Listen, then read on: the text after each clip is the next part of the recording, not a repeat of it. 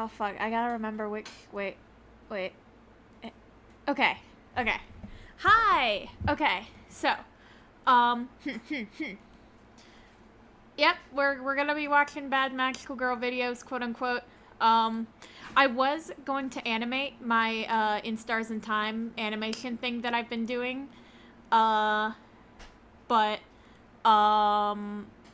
I have another thing. Wait, I'm trying to figure out. Oh god, man, you know it's a cake stream when I don't fucking know what I'm doing. Let's see, window capture. Let's go to Clip Studio Paint.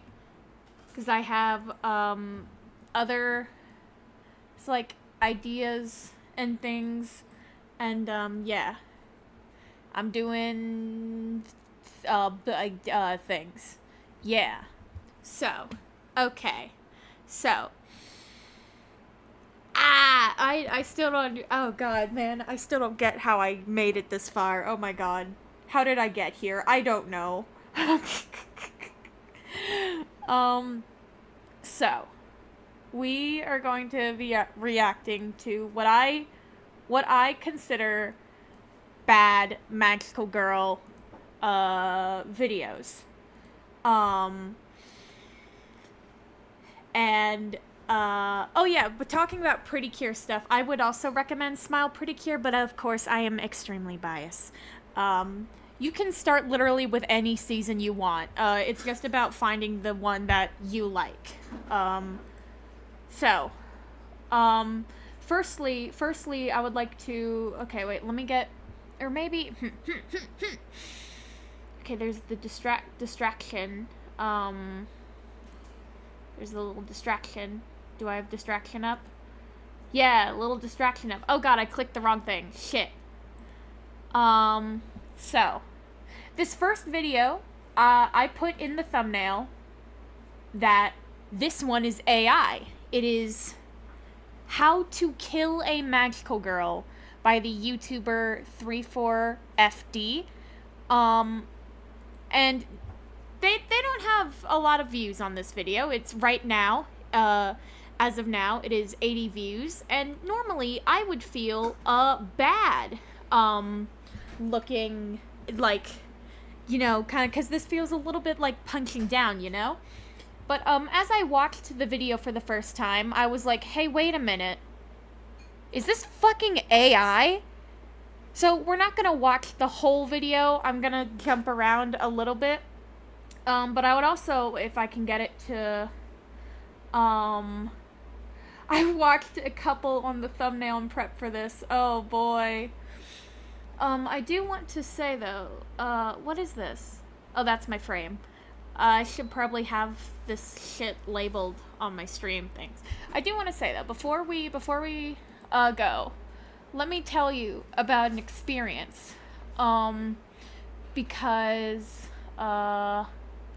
is this it? Yeah, so, you know, here, it's How to Kill a Magical Girl, you know, whatever.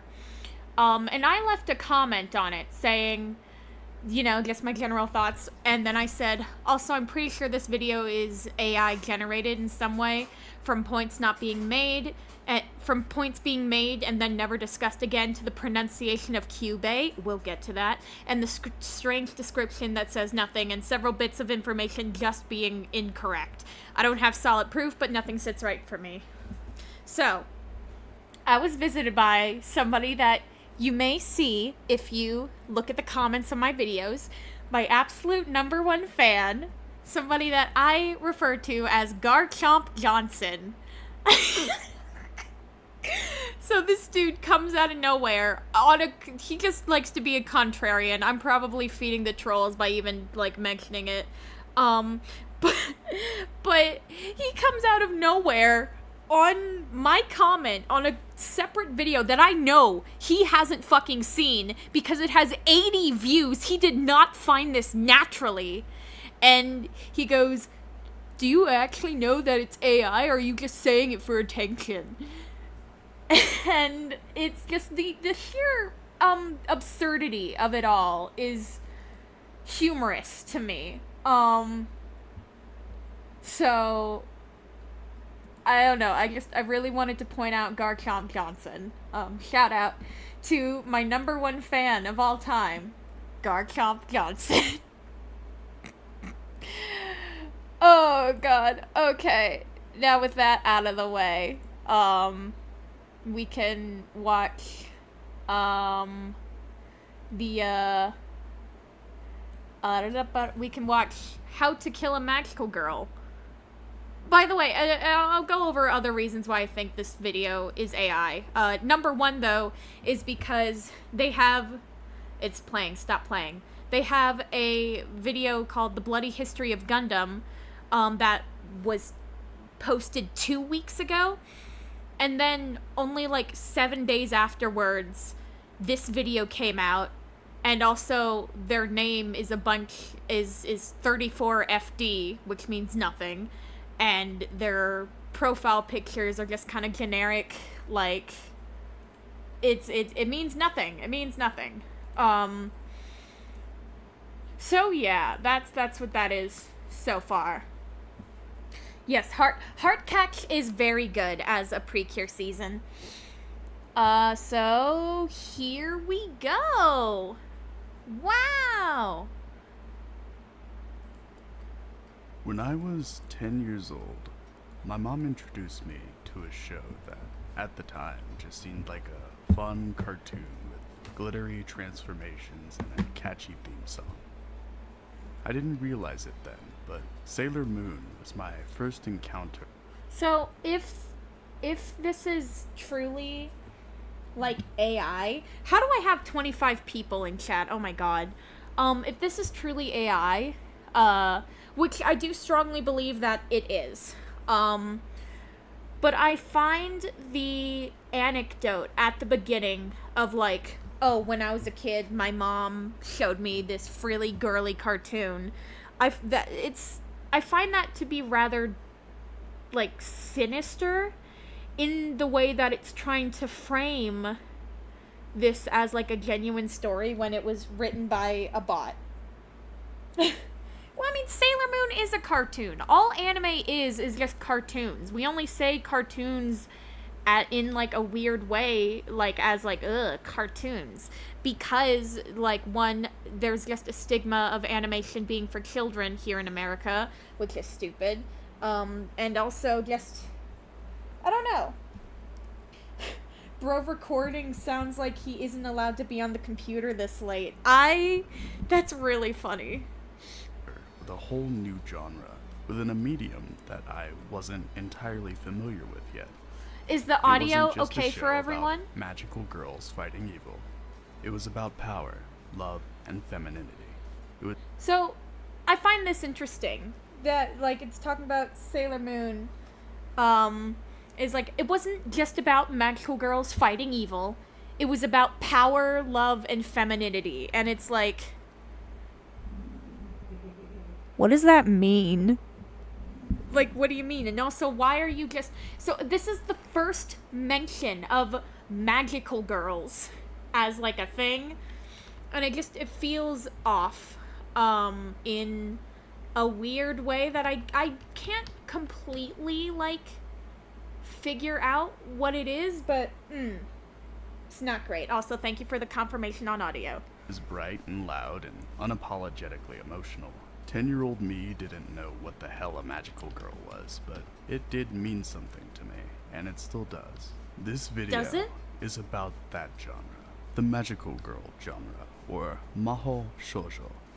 What it gave to us, what it created, how it tried to define what a woman is, and how, sometimes, it let those women define themselves. I don't know what that fucking means. How the magical girl genre tried to define what a woman is, but sometimes let the woman define themselves. That sentence means, like, absolutely nothing. He also sounds like he's on drugs. Right, so another thing I want to mention that I assume everyone will be on the same page, but do not be mean to these creators. Do not go spam or flag their videos. Do not, like harass whatever I'm talking about here. Do not do that. If you do, I will be severely disappointed in you. Just like as a person. Because also, please don't be parasocial with me. What is a woman? We do not speak of that here. A woman is whatever the fuck a woman wants to be. That's what. But like, yeah, don't harass, don't do anything untoward anyone. Okay? Cool. Let's go. But first, let's start at the very beginning. Not with Sailor Moon, not even with Cutie Honey, but with something older. Something that predates transformation sequences and sparkly wands.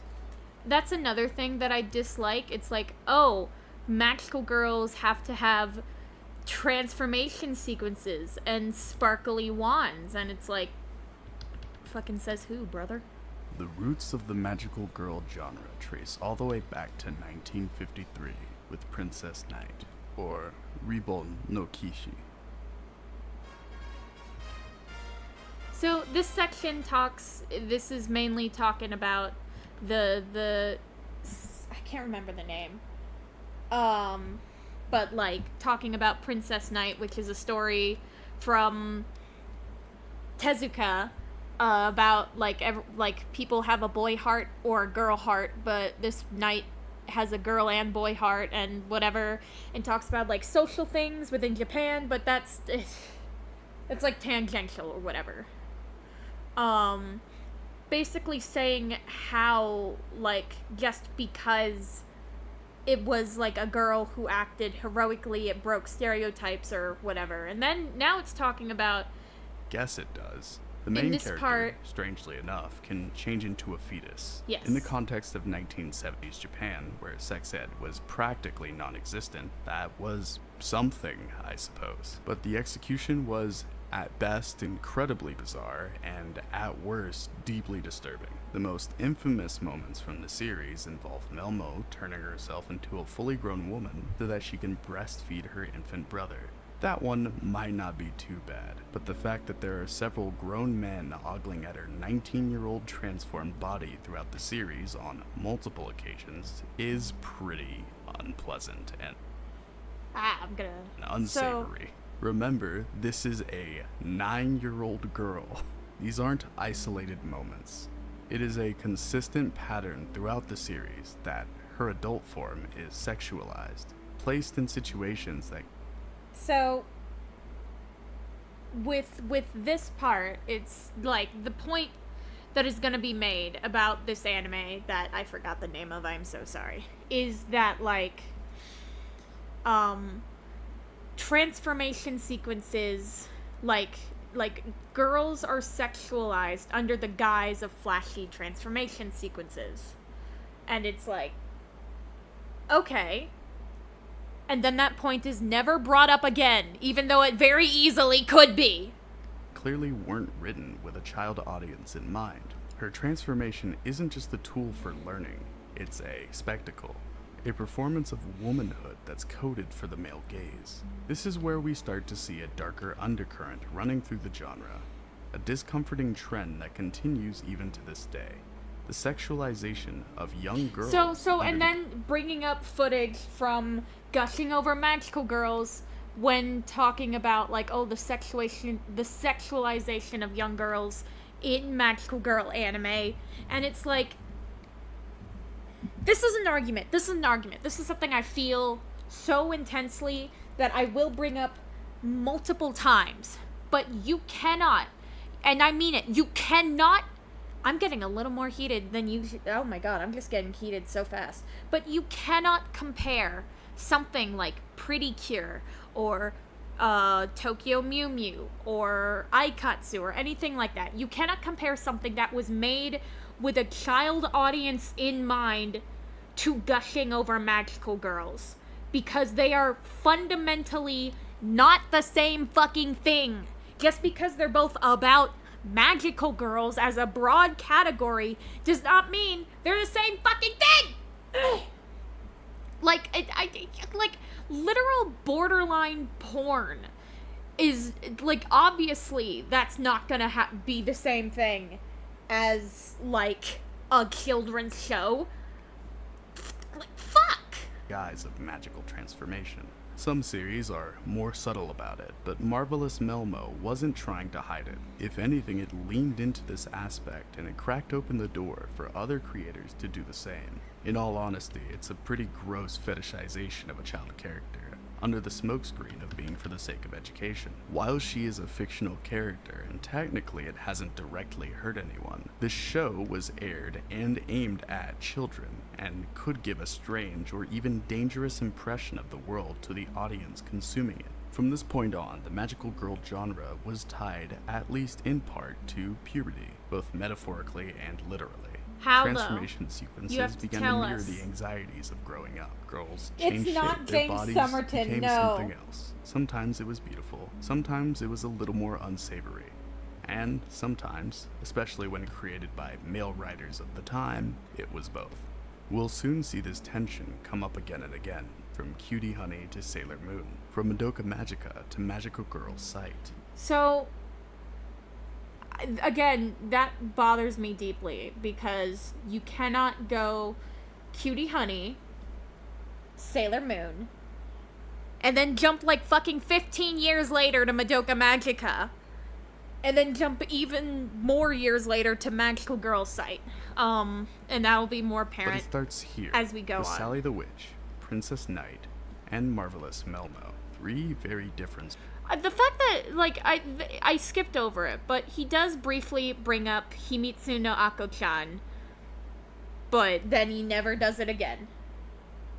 I think it might be an AI voice. I straight up don't know what it is. It's so odd. Stories, all orbiting the same question.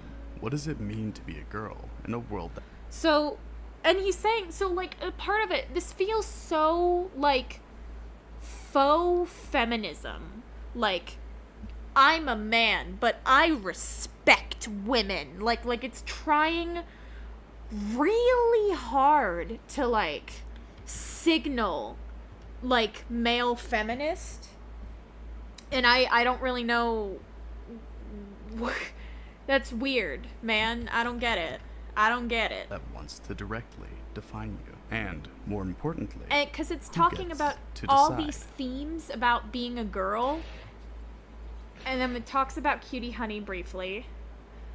And basically says how Cutie Honey is both, like, it is unabashedly sexual, but also kind of empowering in the... I just love this picture of Naoko Takeuchi. She just looks so good. Takeuchi, Talking about Sailor Moon 1991. now. Also, just the video editing I find is odd. Just because it's so... What the fuck is happening with the video She player? wasn't perfect, Yeah. but she didn't need to be. It's now we're saying, like, oh, these Sailor Moon is unlike... I know, but how do we kill a magical girl? I don't know, man. It's not a very good instructional video. But so it's saying that Sailor Moon is unique because the main character, like, fucks up and is lazy and a crybaby and stuff. And that's, like, special in storytelling. And I'm like, hey, what? What does that mean? What do you mean? I don't know what that means. What are you talking about? What? Is this a Magical Girl history video you watching? No, it is. It's a strange case. It's talking about... I don't fucking know. We'll just continue onward. Sagi wasn't strong in spite of being a young girl. She was strong because of it. That was it. What does that fucking mean? Oh, this character wasn't strong in spite of being a young girl. She was strong because of it. And then you never explain what the fuck that means. Like, what do you mean she was strong because she was a young girl? Oh my god. Bro's never heard of the reluctant hero trope. Yeah, from the Greeks? Not even the Greeks, fucking Babylonians or something. Sailor Moon's greatest subversion, and maybe its most How is it a important legacy. subversion? While in prior series, the characters either discarded their girlhood in order to become strong, or they... Who discarded their girlhood in order to be strong? Cutie Honey is literally like a sexy, like, like, super spy woman transforming cyborg. What the fuck do you mean? Also, like, Minky Momo didn't, like, throw away her girlhood. Like, Minky Momo transformed and got older, but that isn't throwing away her girlhood. What are you talking about? Embrace that girlhood by being meek, timid, not expressing any sort of agency.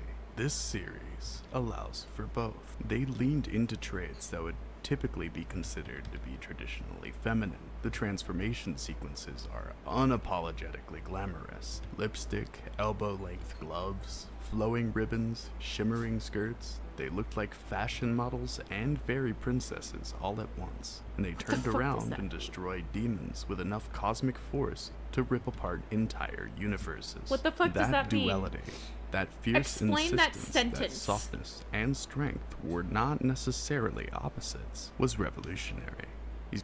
My roommate Raven, made a good point. This sounds like a school essay where you're just, like, adding in more words and just adding in more fluff and saying literally nothing just to add to the word count. And I honestly agree that is what this sounds like, because man is saying absolutely nothing right now. Wait, so being timid is feminine? Is that what he's implying? The genre was shoujo and the name was originally about rejecting femininity. Yeah, I don't fucking understand this guy. It's really... These girls cried, giggled, talked about their crushes, argued over snacks, and then saved the universe. Their emotions didn't necessarily make them weak. They were a source of power. Also, did this dude never watch, like, a fucking shonen anime either? Because guess what young boys do? They argue and get into fights and fight over snacks and whatever. And then in anime, they go save the world afterwards. Like, what are you talking about? This is not new. Their friendships didn't distract from the mission. They were the mission. What does that mean? This wasn't a story about girls becoming more like men to be taken seriously. This was a story that dared to say, what if girlhood was already enough? Now, this may seem silly, but remember, the 90s were a different time. These ideas had obviously been already considered, but they weren't necessarily in the mainstream. And that matters, because even today, far too many stories equate strength with stoicism, with silence, with violent brutality. What the fuck are you talking about? What? Girls in fiction are often expected to shed their vulnerability in order to be seen as capable, to become strong. So actually, when I was first watching this, like, my thought here was, this dude is, like, 7 years late to the conversation, because there is fucking gnat in my face. There is something to be said about, like, what is considered the girl bossification of female characters, about how in order for a female character to be considered serious within the story, she must, like, throw away things that make her feminine, whatever that may be. But I feel like we moved past that at this point, you know? Strong female characters by acting more like traditional male heroes, or they become damsels in distress entirely. But Sailor Moon didn't reject the feminine nature of its characters. It flipped these tropes inside out. How? It said, yes, you can want a boyfriend. Yes, you can cry. You can be scared and uncertain. And you still can do the right thing anyway. You don't necessarily have to change who you are as a person to be heroic. You don't have to apologize for being soft.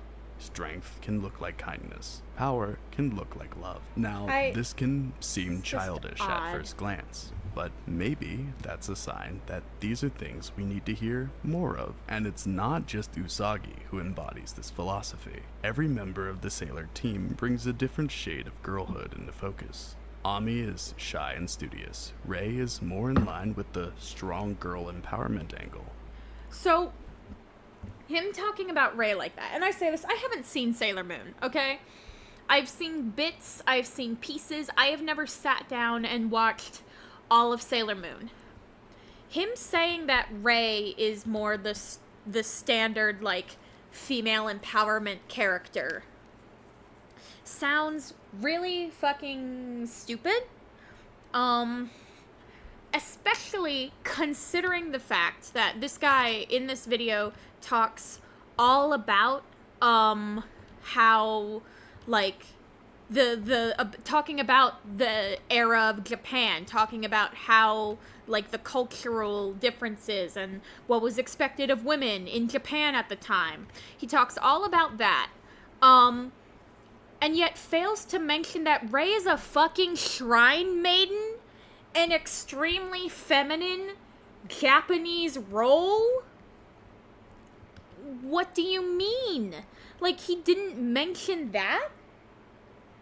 It's so... You know, Amy, anytime someone calls attention to the breaking of established gender norms, it ultimately undermines the concept of equality by implying this is an exception and not the status quo. Thank you, feminist Knuckles. God. So it's Makoto is strong but nurturing. Minako is bubbly and theatrical. Strong each but one of nurturing. them brings something different to the team. And each of them is allowed to grow, to falter, and to feel. They What argue, does that mean? they fall in love, they have bad days. What is but this- it's together. what does any of and they this become mean? more than the sum of their parts. I don't Their know what sisterhood any is of not this just means. a background. It's the emotional core of the story. Perhaps one of the most fascinating aspects of Sailor Moon is the way it handles romance. Particularly, the relationship between Usagi and Maru Chiba, aka Tuxedo Mask. Wait, okay. Maru Kiba, is that his actual name? No, it's not. I know his name is Mamoru. So, okay, I totally skipped this. Like, I totally missed this the first time I watched this video. Maru?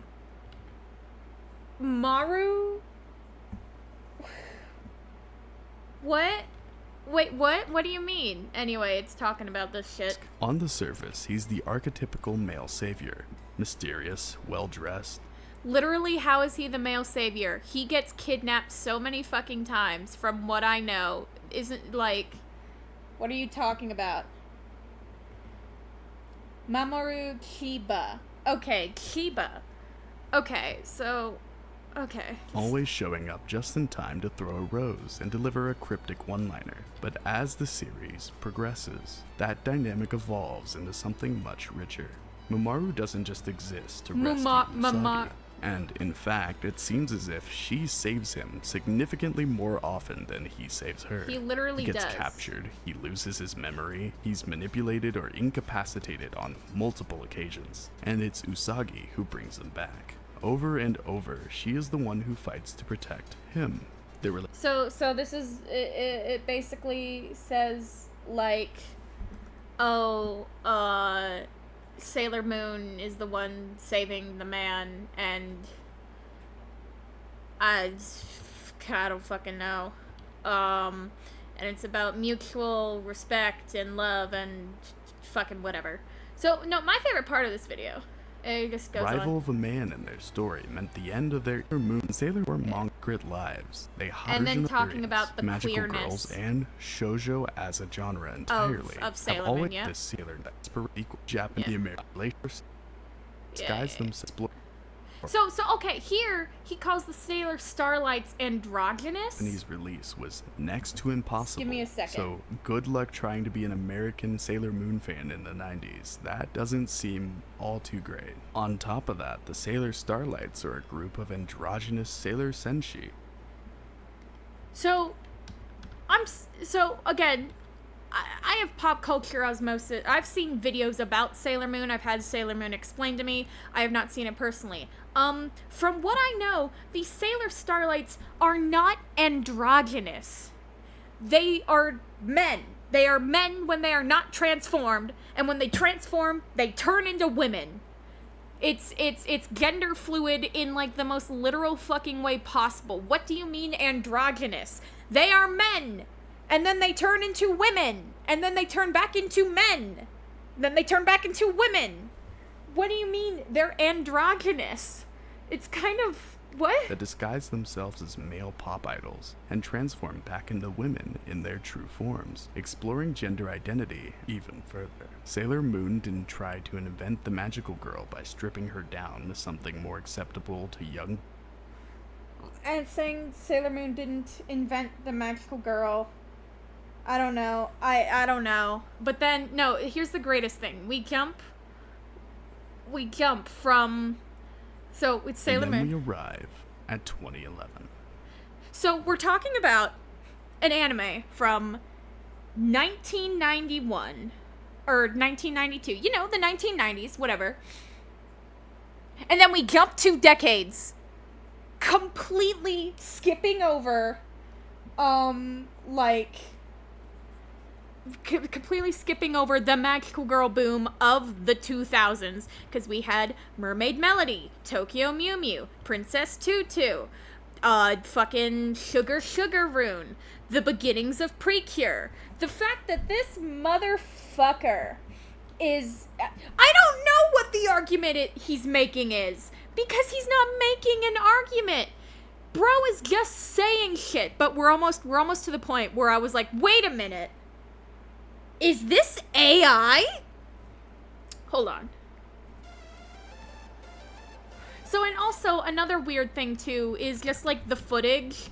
It's very inconsistent in its quality. You'll also notice the size of the video here is, like, a weird kind of square rectangle. That's because, like, it's just in a different, like, ratio, which is odd. And it's just, the whole thing is, so you'll notice the Madoka Magica footage here is, like, color graded and flipped, and sometimes there are subtitles, sometimes there aren't. It's just incredibly inconsistent, which is not always a mark of shame or quality. Like, it's, you get what you can get sometimes, you know? I understand that. But it's... wait, we're almost there. We're almost to the AI marker, where I was like, hey, wait, what the fuck? Puella Magi Madoka Magica, written by Gen Urabuchi.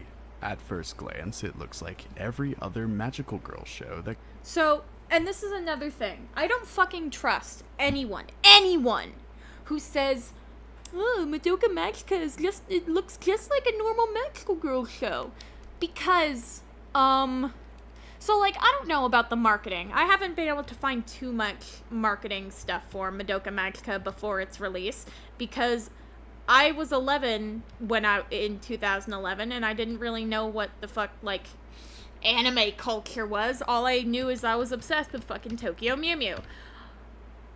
But, like, if you watch the show, the first scene of Madoka running through this monochromatic hallway and then opening the door to this horrible battle site as Magia plays, is pretty fucking tone setting. And anyone who's like, oh yeah, for the first 3 episodes it's pretty normal, they're fucking lying. That's not... No, it's not. Anyway. Came before. Soft colors, dreamy music, bright eyes, ribbons. The opening credits play like a love letter to the genre. It's pastel and pink and full of hope. Then... yeah. It rips your heart out and hands it back to you like a gift that you did not ask for. Yeah, because fucking playing a scene from episode 10. Yeah, it rips... It's episode 10, bro. Madoka Magica is a story built on betrayal. Not necessarily by a villain, not betrayal by any one individual, but a betrayal by the system, by fate, by the idea that being good means anything at all. Let's start with the premise. A seemingly adorable alien creature named Kuyabi. Kuyabi! Kuyabi! I heard that. I slammed down on the spacebar and I was like, Queaby? Queaby. Queaby. Queaby. Queaby. Because it's pretty fucking oh my god, there's so many people in chat. I cannot keep up. Holy shit. Queaby. Yeah, no. So this was the moment where I was like, is this fucking AI? Because it doesn't matter if you watch the show in Japanese or English. It's pronounced Kyubey. Kyubey. Kyubey. Kyubey.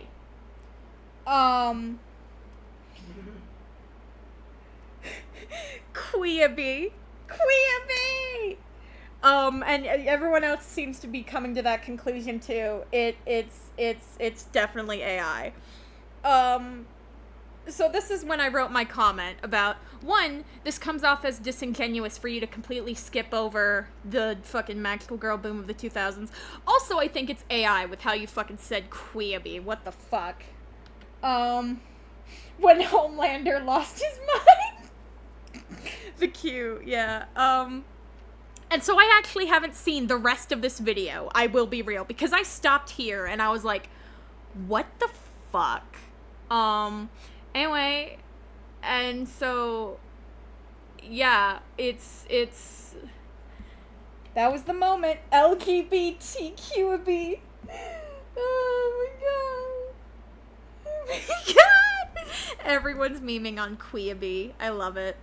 Offers girls a contract in exchange for one wish, any wish. They're essentially pulled into a contract to become magical girls, tasked with fighting witches that corrupt the world with despair. It's mostly pretty classic genre stuff, excluding the forced contract.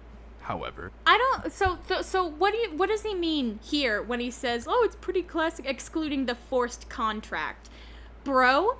Part of the tragedy of Madoka Magica is that they were not forced into it. They chose to become magical girls. And, like, here's the thing. Even, sorry, I'm gonna put my hair up. So here's the thing. Even in, like, Madoka Magica, so it's, the whole tragedy of it is, like, oh no. So, like, Kyubey literally rips souls out of their bodies, and turns them into the soul gems. And then it's, oh, magical girls will eventually turn into witches, okay? That's the tragedy, right? But, like, even beforehand, becoming a magical girl is not an easy choice, because, like, minus all of that other stuff, there is still the risk of dying, of being killed while fighting a witch. So it's still like a contract that a girl has to make. Kyubey does not force anyone to become a magical girl. Now, it is true that in the series, he is a bit more manipulative in trying to get the outcome he wants of Madoka becoming a magical girl. Gotta breathe. Because at this point in the series, she would basically create enough karmic energy that they don't even need to make any more magical girls, because they've got all the, like, karmic energy they could possibly need in order to stop entropy for the universe and whatever, blah, blah, blah. But, like, that's a very unique case. It's... What the fuck, dude?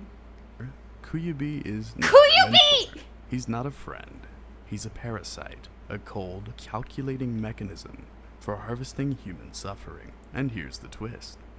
He does not harvest human suffering specifically, whatever. Magical girl, when overcome by grief, becomes a witch. Their magic, their hope, inevitably curdles into darkness. They are the very thing that they are fighting, and they were never told this. What Madoka Magica does so effectively is make you sit with that betrayal. What? With the realization that the battles aren't heroic, they're tragic. The transformation isn't empowerment, it's entrapment. The show doesn't just kill the characters, it dissects them, pulls apart every trope, and leaves the pieces on the floor.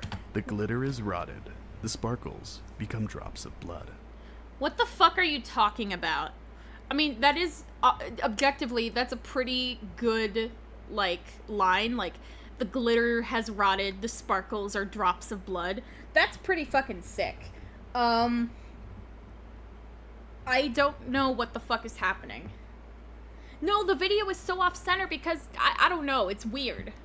At the heart of the spiral of despair is Homura Akemi. She's a Homura Akemi. We're done with this video. I'm done. I'm done.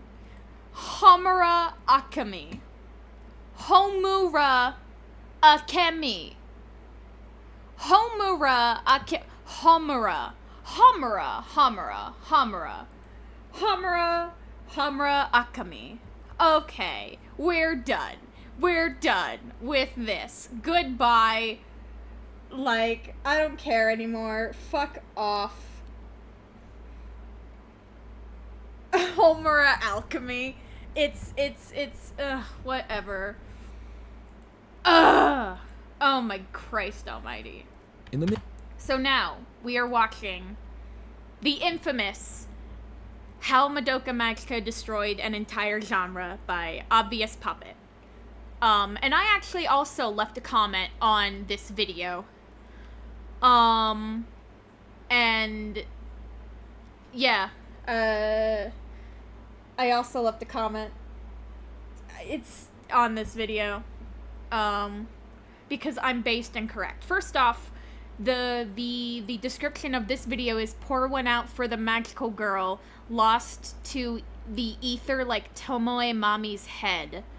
And this video was posted 2 years ago. So that joke was already fucking outdated and annoying. We never even learned how to kill a magical girl. I'm fucking mad. I was false advertisement. Now, for the How to Kill a Magical Girl video, of course with all these videos I'm reacting to, I do not recommend anyone harass or anything. But like... oh god, it's starting with a Watchmen page. I'm loving all the memes. Homura Akemi. And like, I don't want to be super mean about like somebody's mispronunciation because fuck man, words are hard. But also I feel like if you spent a modicum amount of time like doing any form of research or like thought, you would know how to say it. Or just whatever. The way you kill a magic is trying to force them to watch bad video essays. Yeah, no, it was bad, and it's definitely AI, because I'm sorry, Queaby. I will be quoting that until my dying days. Anyway, like I said, again, we're watching the infamous How Madoka Magica Destroyed an Entire Genre. Mid-19. And I want to say, so in my Magical Girl Disrespect video, when I said, oh, I was watching a video about magical girls I disagree with, and the person was saying how they love magical girls, but they only showed footage from 2 different series, that was this video. So... ask a doctor if Queaby is right for you. Oh god, I love you people. In the 80s, Alan Moore released Watchmen, a seminal work that expertly subverted the shining icon superheroes of the golden and silver ages of I don't know comic anything books. about Watchmen. Stay with me. It had its problems, especially by today's understandably more delicate sensibilities, but it was dark and... That one bit, like, it had its problems, especially by today. Like, even though he says, like, understandable, like, it still feels like he's kind of being, like, special snowflakes. I don't know anything about this person. I do not know anything about any of these people whose videos I am reacting to. because I am reacting to what they are saying in this specific moment about a subject that I feel strongly about, and I feel like they don't know what they're talking about. Yeah, delicate sensibilities just sounds like it's mocking. Brutal, and it took itself seriously without getting too melodramatic and embarrassing itself. It reshaped the way people saw superheroes and opened the door for much more intense, character-driven comic book stories.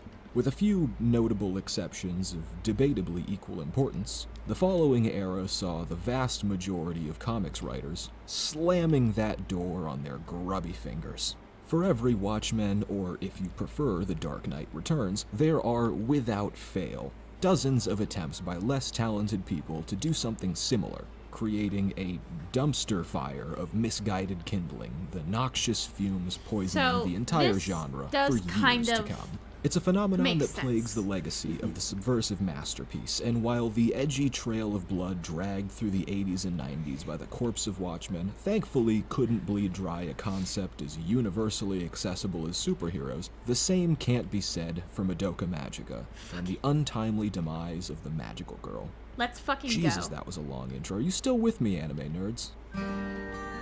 How Madoka Magica destroyed an entire genre. Buddy, you want to fucking bet? I will admit, here and now, solely for the purposes of legitimizing my argument, I like magical girl shows. Yeah. They're charming and colorful. Name 5. Name 5 magical girl shows you've seen. I have not watched Lyrical Nonoha. I will at some point.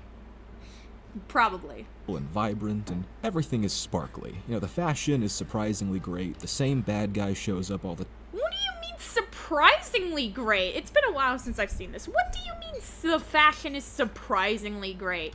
Fucking literally Sailor Moon, a lot of their outfits were based on actual legitimate fashion pieces. What are you talking about? Time, and at the end of the day, the secret to everything is just friendship. Yeah. If that sounds bad to you, consider this. I also kind of just described JoJo's. True. Magical girls have been around Correct. since the dawn of anime in the 60s, but the absolute peak of the genre was in the 90s and early 2000s, Fair. featuring enduring powerhouses of the anime landscape like Sailor Moon, Cardcaptor Sakura, and of course, Tokyo Mew Mew, which I thought was a joke until I started researching for this video. Adorable name, 10 out of 10. So, the fact that this person, he's like, I love magical girls. Wait, what do you mean Tokyo Mew Mew is a real anime? What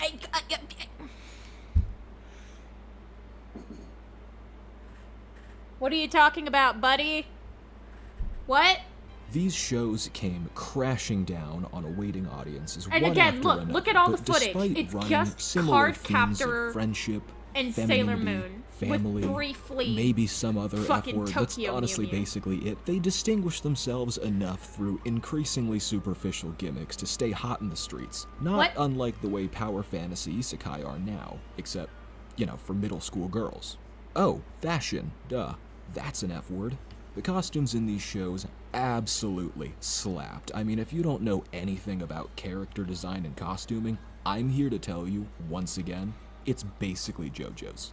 The strength of the Magical Girl show was to be so categorically accessible to girls ages 8 to 14 that they basically stood in for superheroes.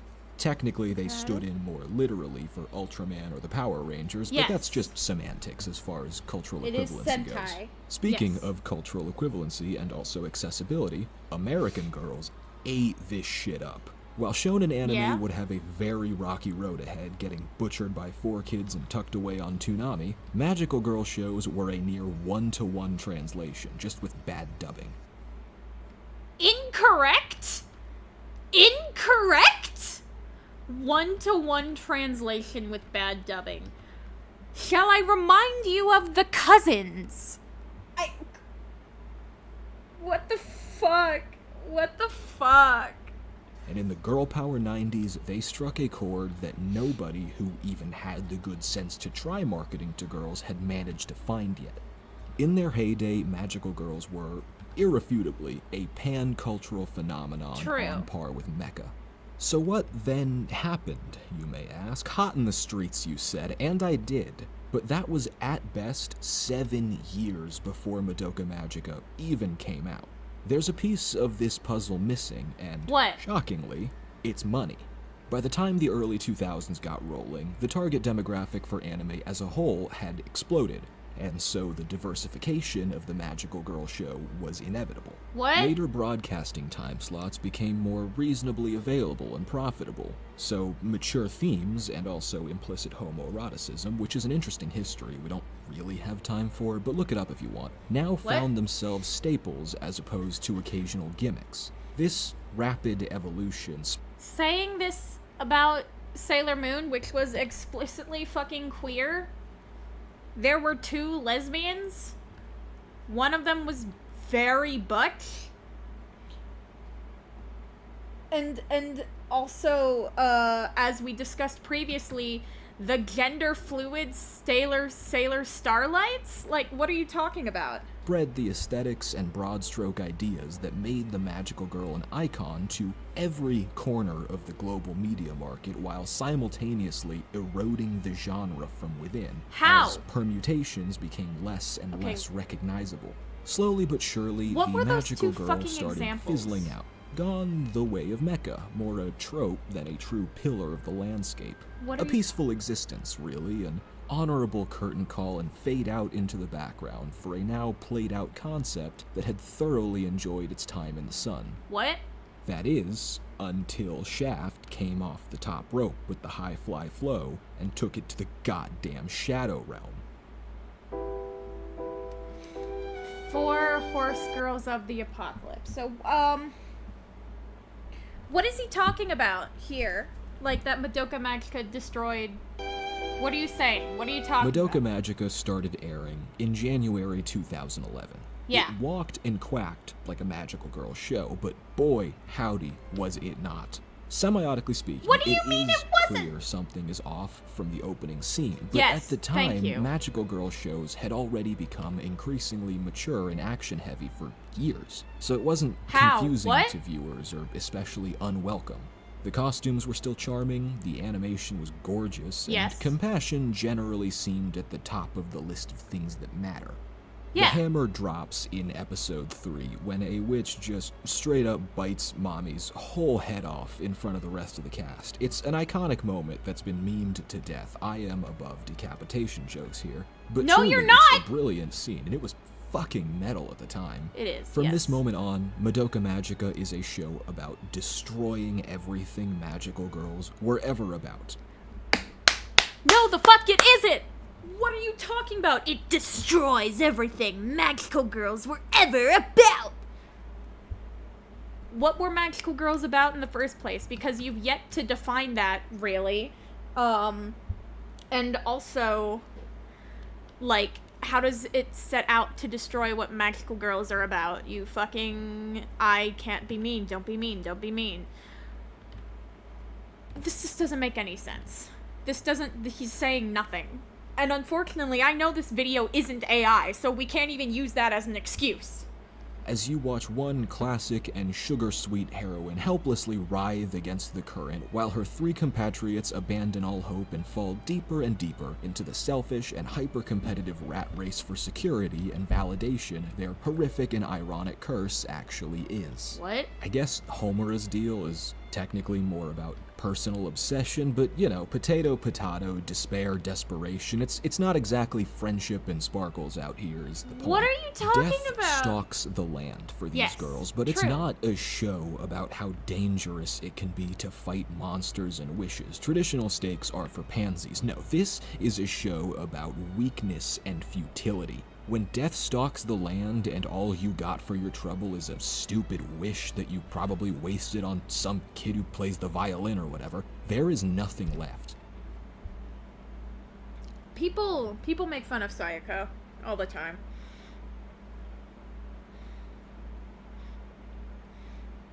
And quite frankly,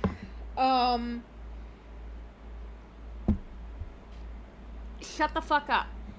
Sayaka did literally nothing wrong, okay? She had so here's the thing. Outside of Sayaka's crush on Kyosuke, like, it's not... This isn't just, like, a boy she met this year. Kyosuke is somebody she's known basically her entire life. This isn't just like, oh, she made a wish to hopefully maybe get the boy she likes to like her. This is somebody she's known her whole life with a serious injury, and she wants to help them. Why is that, like, just relegated to, oh, she has a crush on this boy? Oh, I know! It's always fucking misogyny! That's what it boils down to. God, fuck, dude. Almost instantly. And yet that near nothingness becomes everything, because you're a magic battery, and if you stop dancing for even a second, you turn into a Lovecraftian monster. The downward spiral of each character was carefully selected to toxify the pillars of the archetype they were built from. Kindness, determination, friendship. Pour them into the gem and get back to work, says the cold, unfeeling alien wretch of a mascot. Back to work until you die, and I can feed the universe your precious feelings juice. What? Goofy as it sounds out of context, that's the strength of Madoka Magica.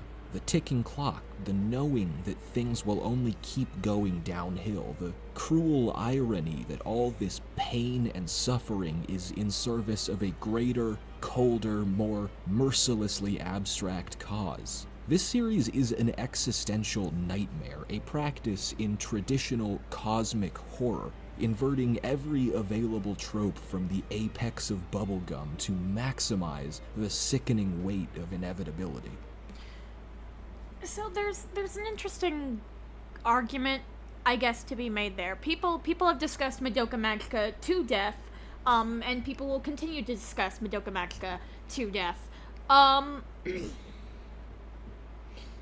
And it's so strange, because Madoka Magica is, like, it's a brilliantly crafted show. I fucking love it. People who are like, Madoka Magica is misogynistic, get out of my house? Like, I mean, I don't even know where you get that opinion. Maybe there are some aspects that are not as good, but, like, you can't say that it's a bad show.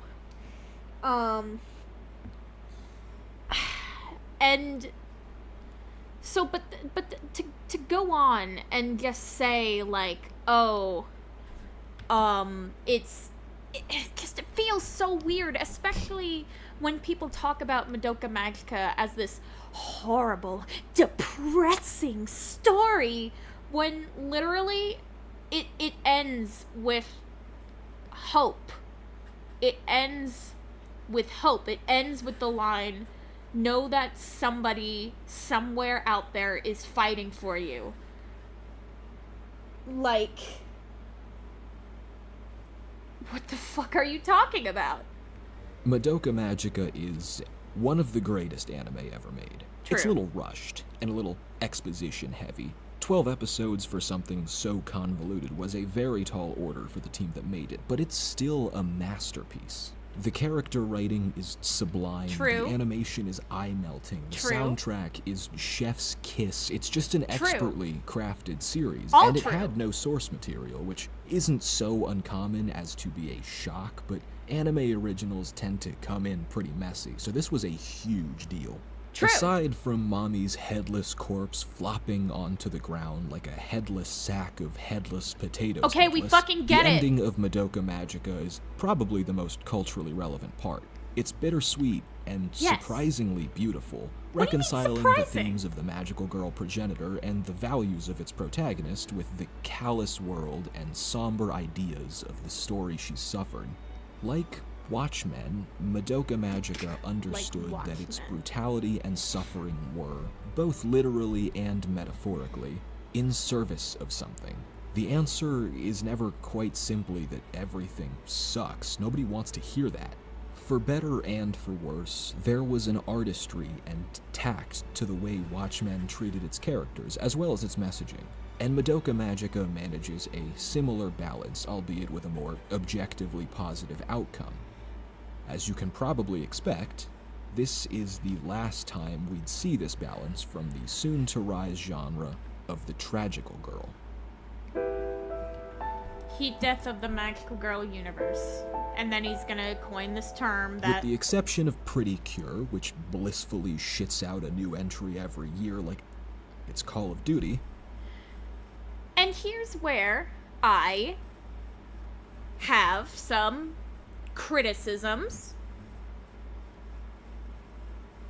To say that Precure shits out a new season every year, to completely just throw it aside as if it is a piece of trash on the street simply because you don't like it is stupid.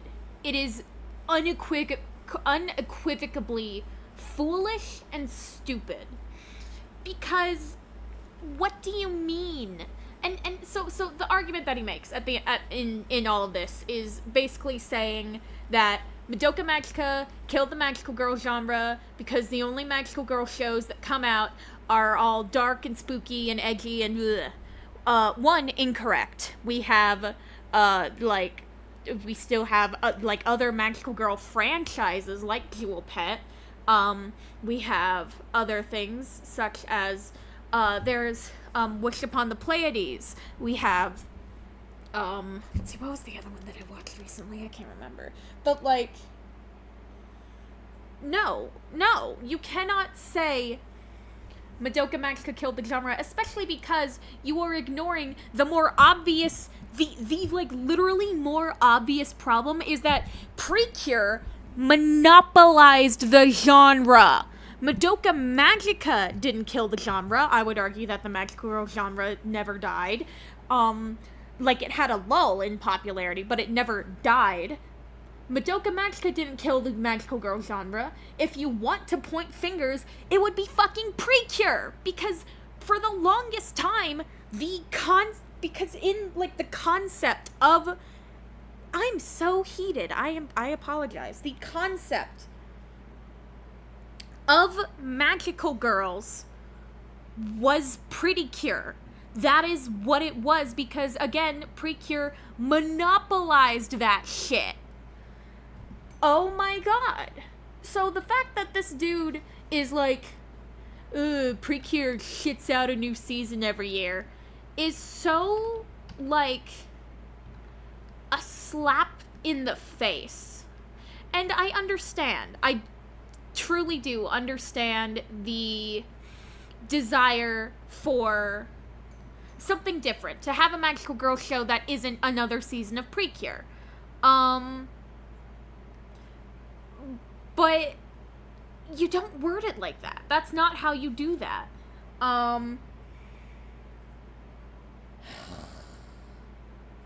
Fucking goddamn, dude. The following decade has seen a dramatic freefall of magical girl stonks coupled with a wildly oscillating seismograph of magical girls but they're depressed stonks. As is so often the case, the complex tapestry of creative decisions, cultural circumstances, and sheer quality that made Madoka Magica a certified phenomenon were boiled down to its most simplistic possible edict: that people just really like watching high school girls in poofy outfits suffer. So began the infestation of Costco brand tragical girls, a cavalcade of edgy and miserable shows honoring that edict, palette swapping the singular superficially unique trait that technically sets one apart from another, whilst ensuring to never ask any new questions, explore any new dynamics, or really deviate in any way from the already poorly cast mold of a bleak and unforgiving existence they fashioned from the mere impression of Madoka Magica. So this dude, firstly, using, fucking the Magia Record anime as an example is really, really funny, because that's literally a spin-off of Madoka Magica, and also, terrible.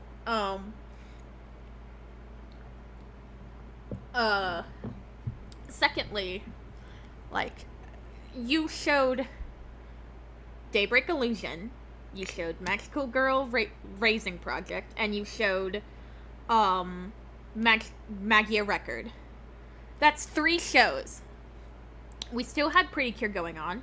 We had Sailor Moon Crystal. We had the Cardcaptor Sakura clear card or something. I can't remember. We had again, and also another important argument, we have tons of non-Japanese Magical Girl shows. Okay? We have Winx Club. We have Lolly Rock. We have a lot of independent projects that get worked on as well. So the fact that this dude doesn't care about that is so weird. It's fine. These series were probably not exclusively garbage, but by and large they were not particularly good or interesting, and not only never came close to replicating the difficult balance Anyway, of how their does this forerunner, hamster look? but I by feel like it could be more misunderstanding its Sparkle mission Dog. statement actually sort of soured the market for both magical and tragical girls. The wear and tear done to the legacy of Madoka Magica and the iconography of the magical girl was sort of exacerbated by the relative bastardization of both in such a short period of time.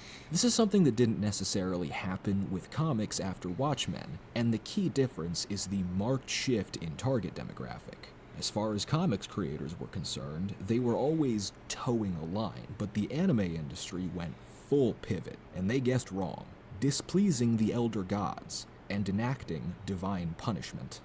The magical girl was invented to appease and entertain the stereotypical Japanese schoolgirl, the tragical girl to entice an older, more brooding young adult.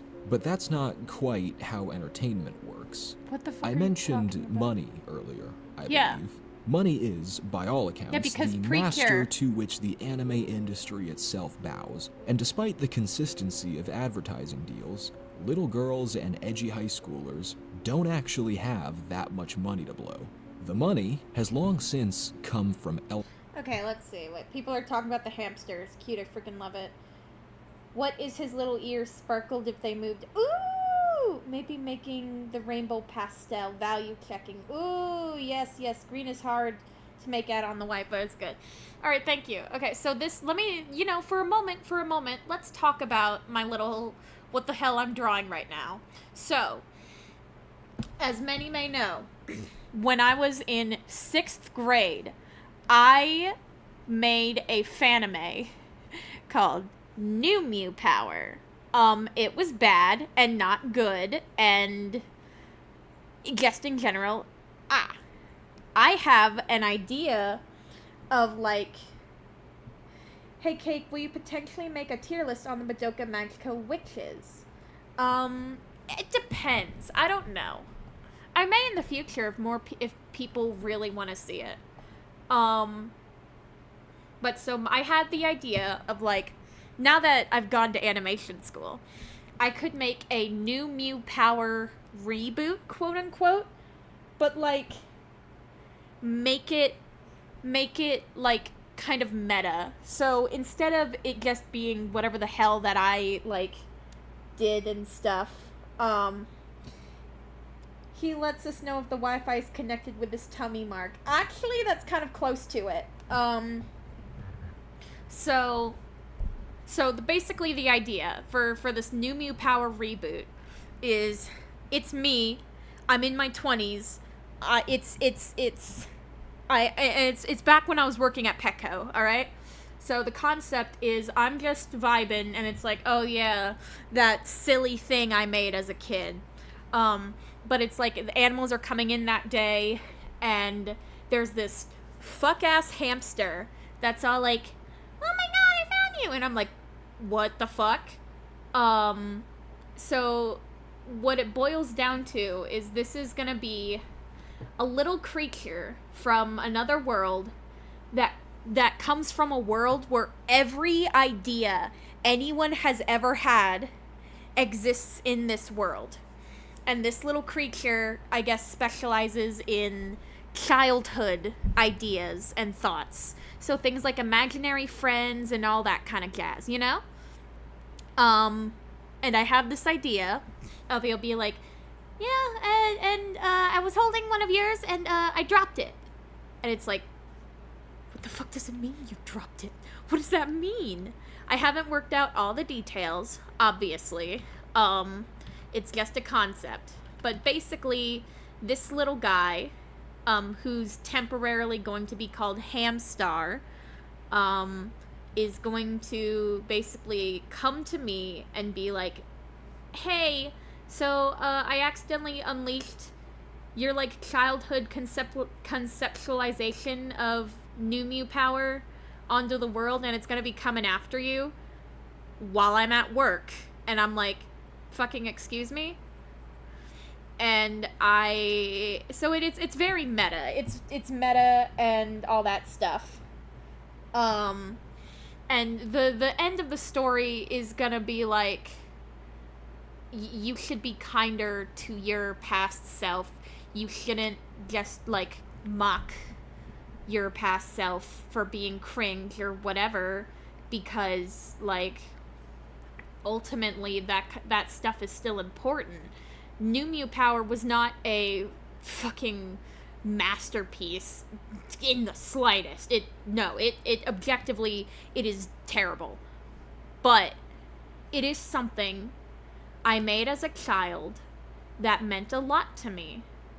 And that's something that we should, like, respect more, you know? So, and that's gonna be the conclusion, and then I transform and kick bird butt.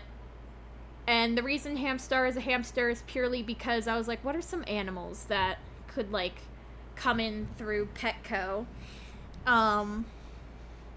And like, so I have more thoughts and stuff on it, but this is gonna be the little guy who's gonna be like, hurry, you gotta transform and defeat your old ideas. And I'm just gonna be like, hey, what, huh? What? Yeah. So that's what I'm drawing. That's what this little guy is. I hear some little references and stuff. So yeah, that's what this is. Back to bad magical girl takes.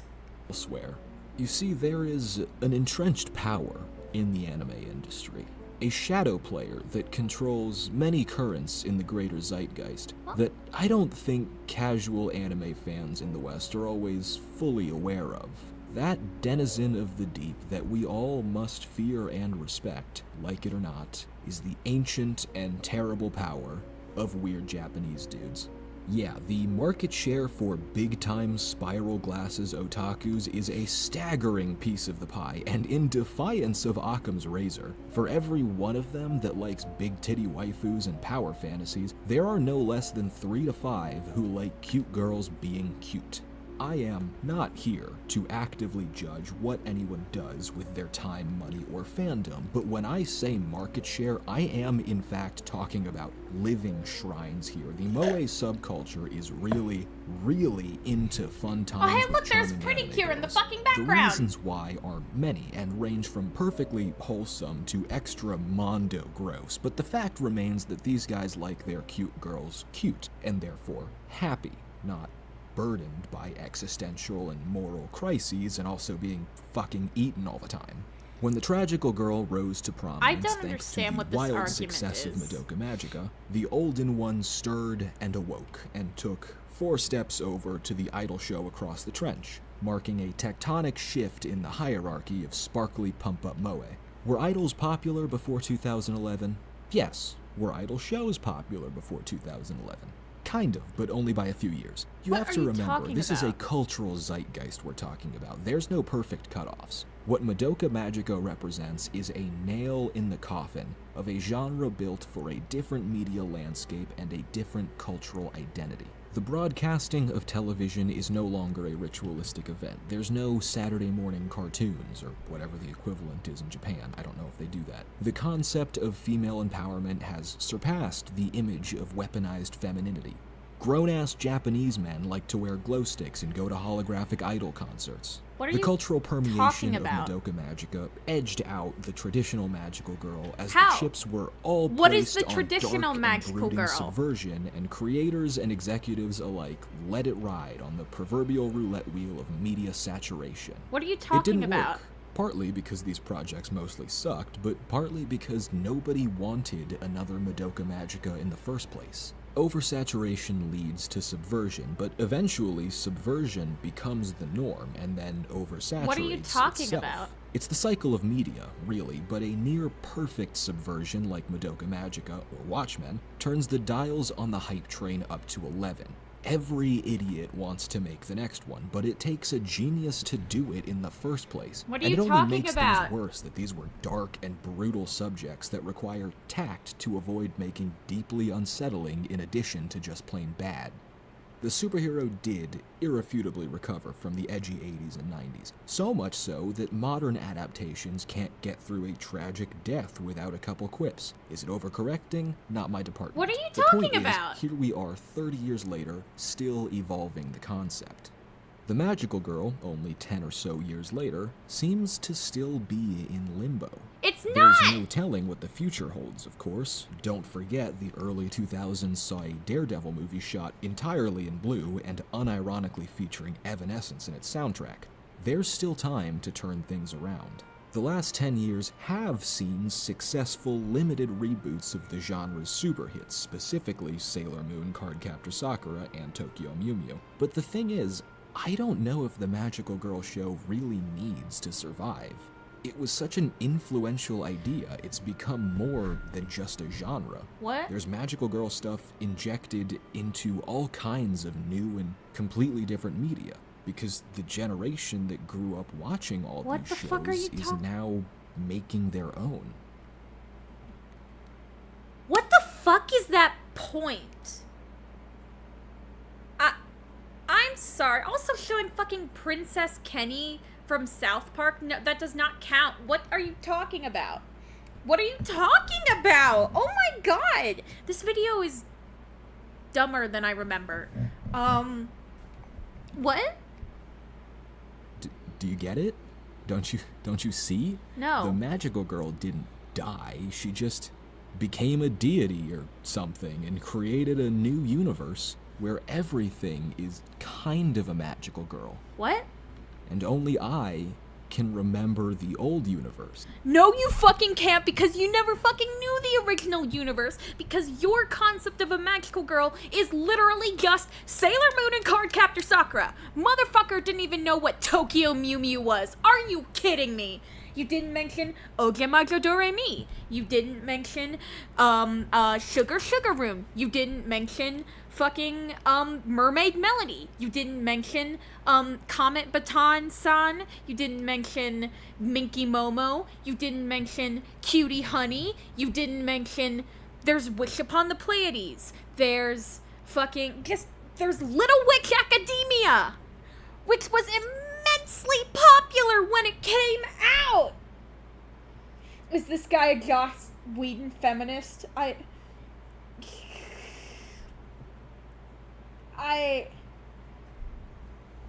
What the fuck are you It's fine. It's fine. This is me telling you about it right now. Nobody believes me, and I don't know why. Are you listening? The Magical Girl died, and it was awful, and everything was an isekai or an incest harem, like everything. Please, just believe me. Just become as try to gods. remember. So that video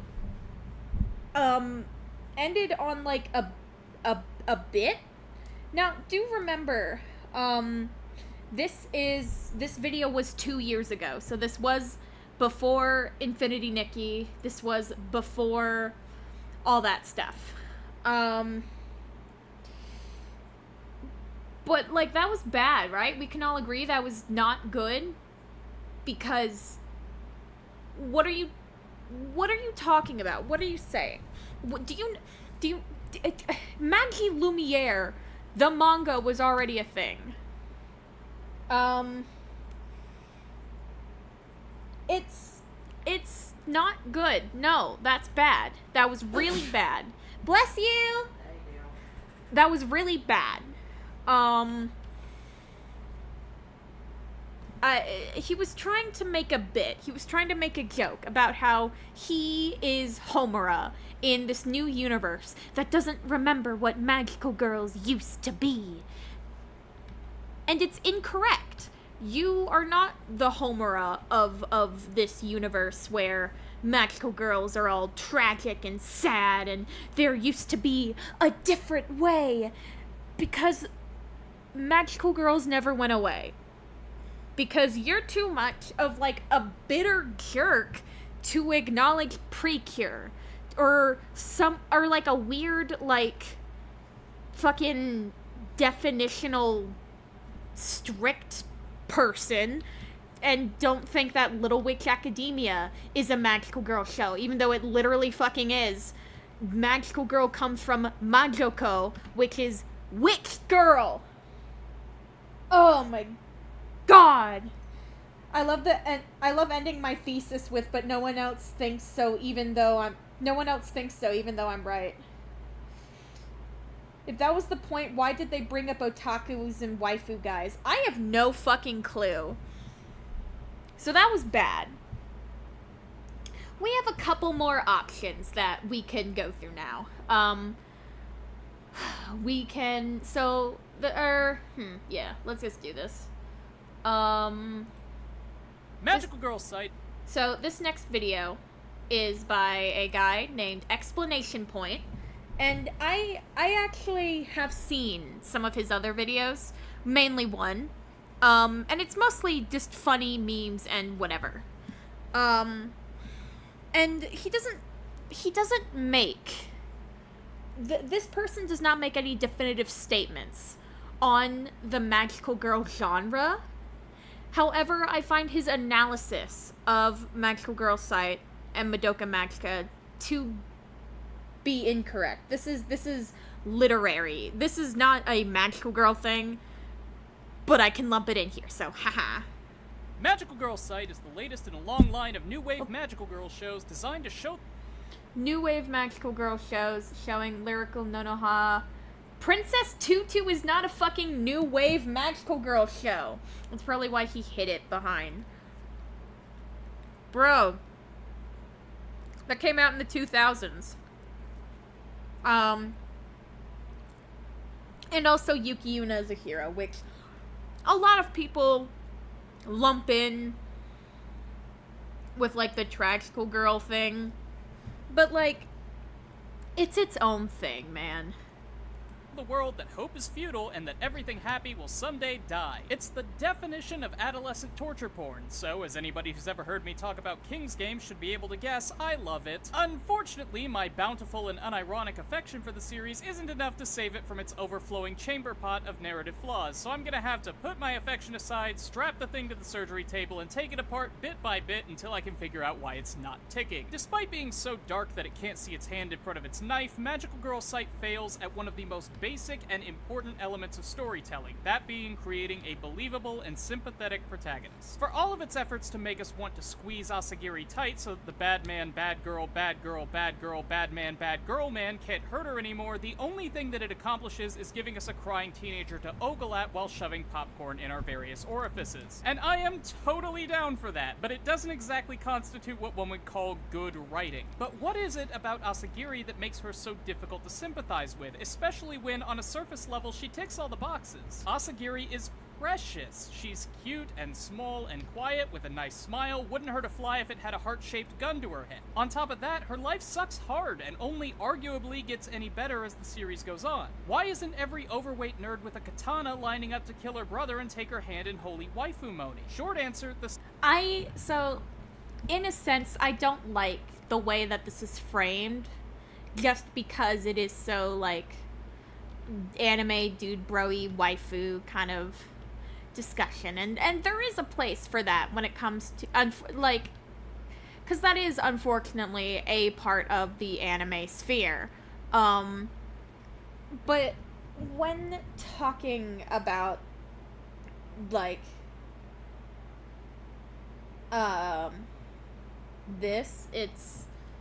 we'll see it more. Suffering is overdone, but any 2-bit AnyTube hack with an Amazon Prime account could tell you that. Long answer, it's overdone, but there are a few different ways in which it's overdone, some of which are less obvious than others. So let's start from the obvious and work our way down. The time to rape index on Magical Girl's site is 13 minutes and 21 seconds, and that's only one of the life-ruiningly horrible things that happened to Asagiri before the end of the first episode. I mean, yeah, he's not wrong there.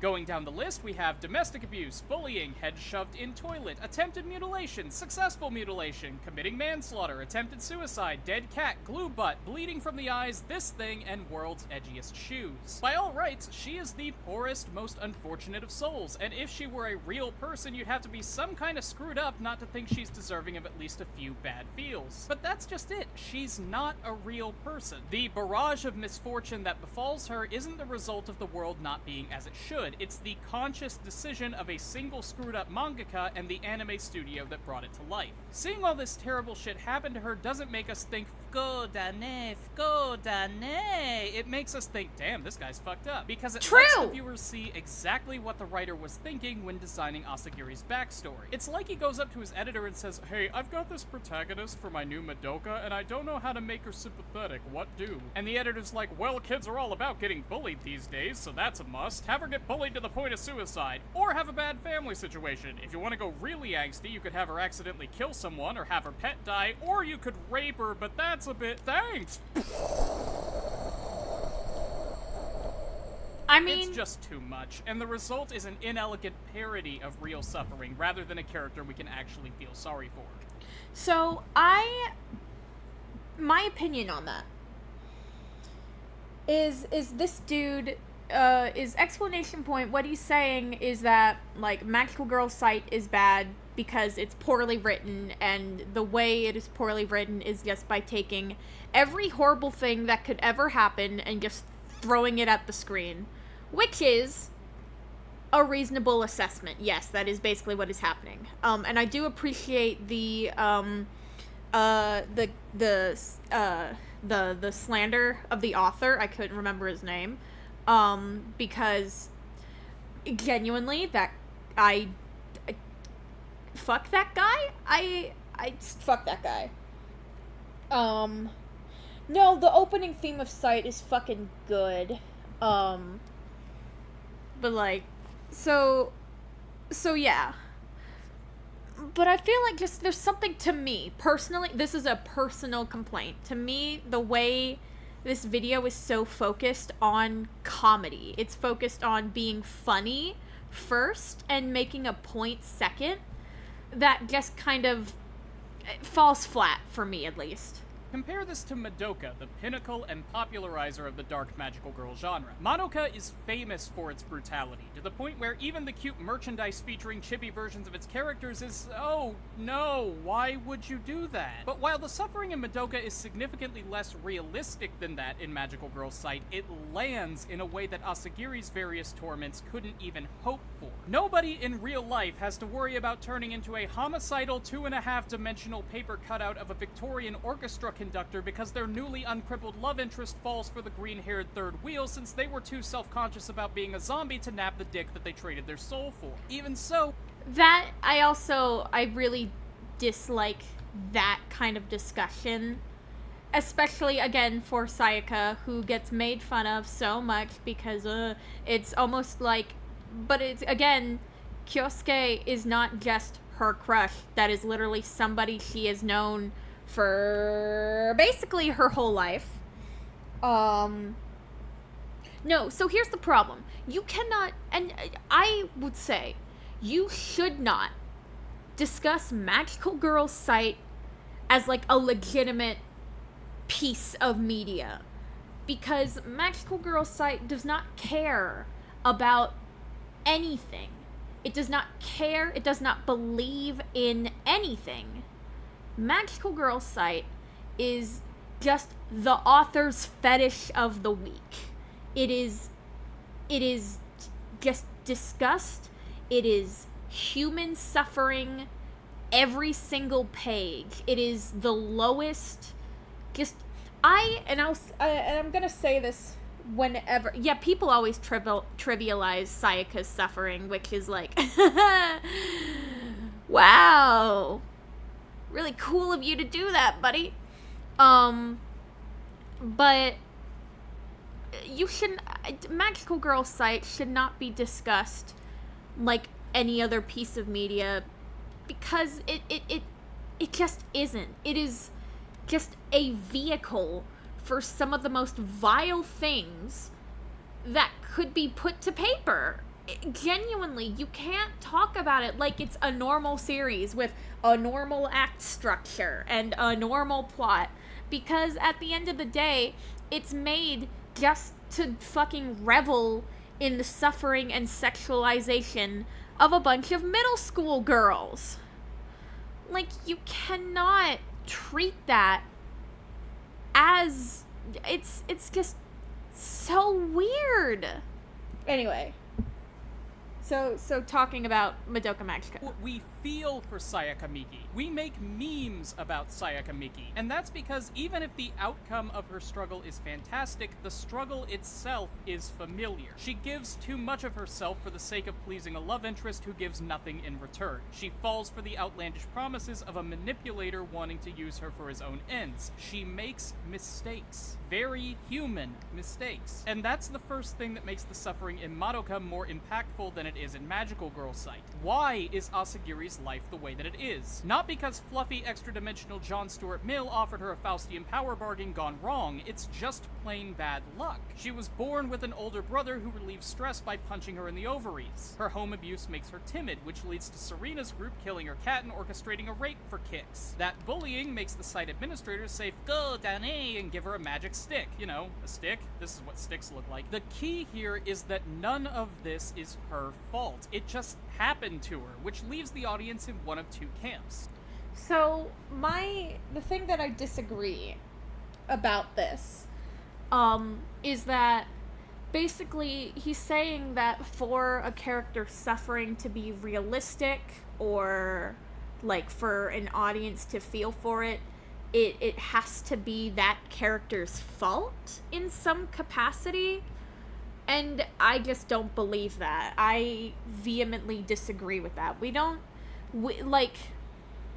Sayaka is a tragic character because she does give so much of herself to everyone around her, but her fault comes in never considering herself. Her fault comes in the fact that she never gives herself a break, and she has herself to this impossibly high standard that she could never reach. But so having all that, and boiling it down to, like, we relate to Sayaka because her struggle is her fault, is kind of, I don't know, I don't like it. The reason Asagiri does not work as a character is not because none of her all of her suffering is just random and the universe is bad and the mangaka is fucked up and evil. Asagiri's, like, struggle is unrealistic because it is not, Asagiri's struggle is not portrayed as a struggle that a girl is going through and that she is trying to overcome or whatever. It is portrayed purely as fetish fodder for the author, for whatever the fuck target audience was in mind. It is not about Asagiri. It is about just showing the most horrible things imaginable to the viewer because the viewer is supposedly supposed to get something out of it. And so I don't know. I find this kind of reading of characterization to be just personally odd, I think. So, yeah. Either you share experiences with Asagiri, in which case you likely have bigger problems with this show's disgustingly exploitative use of rape / bullying / domestic abuse, etc. as a vehicle for cheap sympathy, or you don't share experiences with Asagiri, in which case your emotions just go, well, poor thing, glad that's not me. With Sayaka, and with pretty much any other character in Madoka, we see her fall into despair as a... People need to not rag on Hitomi. She's literally just she's living her life, dude. Like, damn. Result of her own choices. She starts as a normal, happy high school girl, and then she decides to become a magic high school girl, which causes her to lose her soul and makes her unwilling to go after Kyosuke. She wishes for Kyosuke's health, which is what allows him to go back to school and get together with, I wanna say, Harumi? The third one. She kills familiars before they can turn into witches, and doesn't accept grief seeds from Kyoko and Homura, so her soul gem corrupts and she becomes a witch. Look at this last conversation between her and Kyoko in episode 8. Sony Vegas decided to give me a hard time and wasn't letting me put the clip in the video, so I improvised a little bit. Yeah, enjoy and then this. he does Balance means this. good and bad have to zero themselves out, right? That's what you said, or something like it. I think I understand what you mean now. Yeah, he's just dubbing the the good thing scene. is, I'm glad old else get words before turning into a witch are an admission of her own culpability. I was stupid. So stupid. Not fuck Kyubey, not fuck Kyosuke, not fuck the other one. I was stupid. I made a mistake. None of Sayaka's suffering happens randomly, and the viewer can draw a direct line of causation from Sayaka's wish to every bad thing that happens to her over the series. We can do the same thing with Kyoko, wishing for the success of her father's church and losing her whole family as a result. We can do the same thing with Hamiru, going back in time over and over again to keep Madoka from becoming Maguka, only to make her the center of karmic destiny and the most powerful witch of all time as a result. And that makes all of their trials so much more engaging than Asagiri's, because we can't shove them aside by saying Sayaka and Homura and Kyoko are unfortunate in ways that we are not. We make choices every second of our lives, and some of those choices can have far-reaching and disastrous consequences that we can't even begin to predict. Just a lot By of the time the a person visual is 12 or so, jokes too are just like, hey, wait, what? And so this could very much just be a case of, like, it's just not my type of humor. But truly, I disagree with the fundamental thesis of this, that Magical Girl Sight is bad because it's not the character's own fault that their life sucks. I don't think that is what the thesis is, but it's... Doesn't he mean Queeby? I know, right? Queeby. Oh my god. they know if they're going to be Asagiri or not. You can live a perfect life for 85 years, make one stupid move, and turn into Sayaka tomorrow. Equally important is the fact that Madoka shows us the descent from smiley normal high school girls to frowny magic high school girls. Back when I was getting my bachelor's, I had a professor tell me that one of the most important parts of story crafting is something he called establishing the normal world. If you want the... And this is another thing, too, that I disagree with. Saying, like, oh, the magical girls have to be, like, you have to have the characters be happy and normal at the beginning, and then, I don't know. This just, it just, I don't know. Again, this is all, like, a writing critique. This isn't specifically you're incorrect about magical girls thing, but it's something that bothers me, you know? Yeah. Inciting incident of your story to be impactful, it's vital that the viewer is able to see how that incident changes the story's world. Look at the first non-flashback scene in Madoka, which is like a minute long, so I can't really show it, but imagine it in your thinky brain. The series jumps from giving us a vision of the world in peril to showing us the things that Madoka wants to keep safe. Her house, her dad, her brother, her mom, happy breakfast, talking about boys, running to school with toast in her mouth. Minutes later, we see her friends, Sayaka and... Tsubomi? He The told other me, one, you all of the things that motherfucker! Madoka stands to Sorry. lose in the upcoming conflict. We see her go from this to this as she watches her friends fall into darkness and suffer and die, and we care whether or not Madoka is able to save the world, because in Madoka Magica, the world is worth saving. Look at Asagiri now. Same deal with Sony Vegas, except this time it's a hoedown. Gary goes down to the railroad track looking all sad cause she's dressed in black. Takes one step forward, then 2 steps back cause she can't bring herself to get hit by a train. And sits on the ground and everyone around seems tired of this little emo hussy feeling down. So they all walk away while she sits there and frowns and says, Every day, all I can think about is dying. So, here's the thing. No. And again, it's like saying... I don't know, because one of the first words... there are other anime characters who, like, their introduction is like, man, I kinda wanna die. And those stories are good, and cool, and awesome, and whatever. And so saying that, like... Magical Girl site, it's not bad because of its subject matter. It is bad because of how that subject matter is presented and how it is used exclusively for exploitation and just sheer, like, male gaze. That is the problem with that.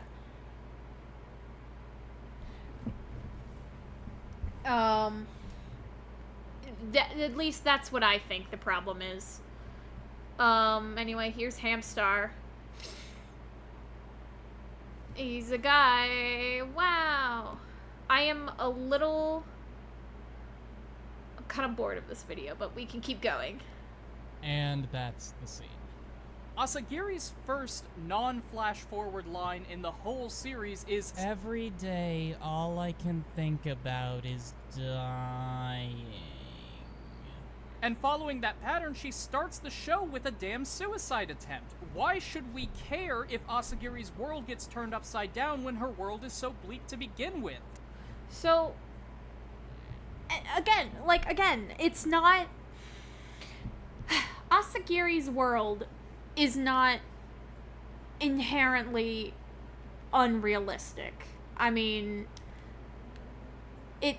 fucking literally everyone around her is, like, just evil, and the world is inherently pessimistic, but that is not because that is the world of this universe. It is because it is a world of the author, and the author, like, has his own fucking issues that oh my god.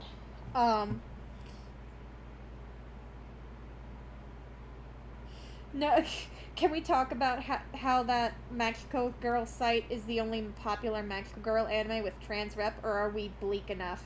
No, I mean, that's a thing, and oh my god.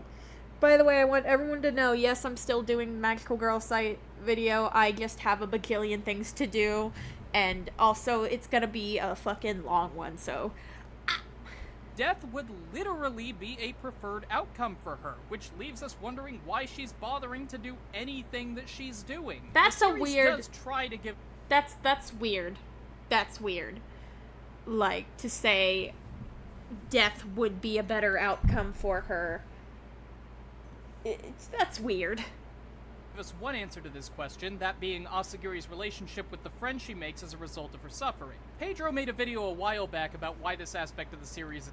I also disagree with the solidarity in suffering video. That's a different one, though. is actually pretty well handled, and I agree with her for the most part, but from a structural standpoint, using Asagiri's friends as a means of showing that her life is worth saving is mishandled in so many others. She'll be emotionally devastated, hopeless, alone in the world, completely devoid of anyone who shows her even the smallest hint of kindness. In other words, exactly where she was before she met any of these people. What will she have learned? The world's not fair and she's gonna be miserable up until the day she finally jumps in front of a train? She already knew that. How will she have changed? Will she get sadder? How? She already tried to kill herself in the... So, this is my problem with this video, and I think it is less a problem with the discussion and more so a problem with, like, just the style of comedy, of content, of all that stuff, because it's just throwing joke after joke after joke and being so, like, flippant about the very serious subject matter that Magical Girl site horribly mishandles.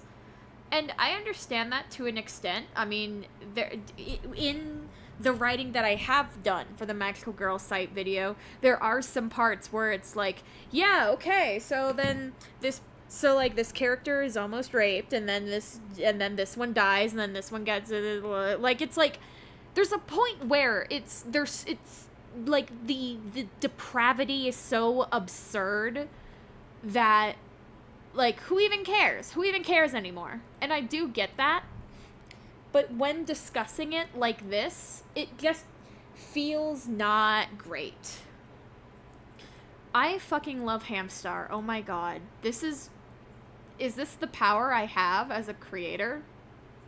Oh my god.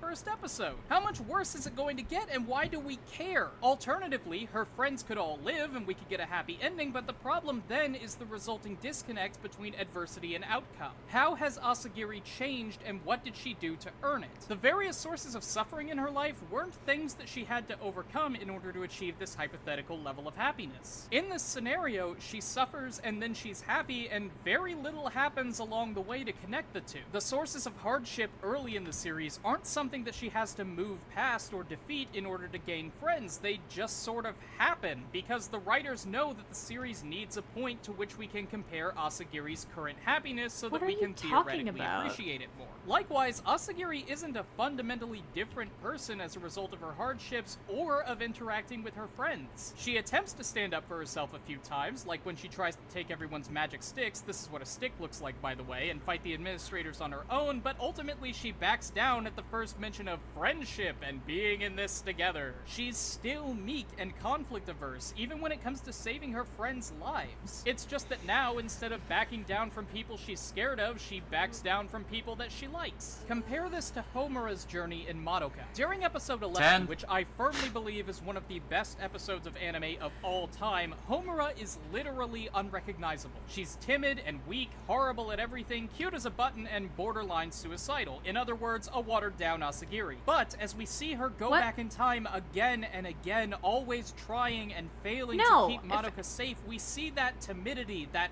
hope slowly get chipped away and replaced with cold, determined purpose. By the end of episode 11/beginning of episode 1, Homura is a new person, and more important than that, she's a new person as a direct result of the suffering that she endures. Seeing Madoka die time and time again slowly kills her optimism to the point where at one point she fantasizes about the two of them becoming witches and destroying the worthless world has never been alive. Like Homura, we see Asagiri when she's miserable, and we see her when she's doing pretty alright. And like Asagiri, we see Homura when she's happy and weak and ignorant, and we see her when she's strong and frightening and fierce. The reason Homura's transformation is so much more impactful than Asagiri's is that we watch Homura's transition happen as a result of her own conscious choices. Lastly, where is the hope in Magical Girl Sight? Where, ultimately, is the viewer expecting Asagiri to end up at the end of the series? Assuming the best possible outcome, Asagiri and Yatsumura get together and live happily ever after. Oh god, this was made before the twin reveal. Fuck. Oh god damn. Shit, dude. I fucking hate it here. 2 years. 2 years. Less, maybe? Maybe a little more? The very nature of being a magical girl in Magical Girl Sight suggests that a quote-unquote good ending just isn't possible for these characters. Even if they defeat the administrators and kill the bullies and stop the Tempest and resurrect Asagiri's cat from the dead, what do they get to enjoy? They've each used up half of their magic life support tattoos by the end of the first season. They get a few years of lightly censored lesbian subtext before their fragile magic meat sacks peter out, And this is the best case scenario, as opposed to Madoka, where the best case scenario is literally becoming God and engaging in lightly censored lesbian subtext while naked in space. But on a smaller scale, each of the characters in Madoka has something reasonable that they can hope for and achieve if things go their way. Sayaka wants Kyosuke. Homura wants Madoka's safety. Madoka just wants everyone to get... Stop boiling Sayaka down to her crush on Kyosuke. Oh my god. What is I'm gonna say something. Well, yeah, also the best case scenario in Magical Girl Sight is avoiding the fucking apocalypse. Like, that's kind of, I don't know, the entire goddamn point of the story. They're trying to stop the Tempest to stop the apocalypse.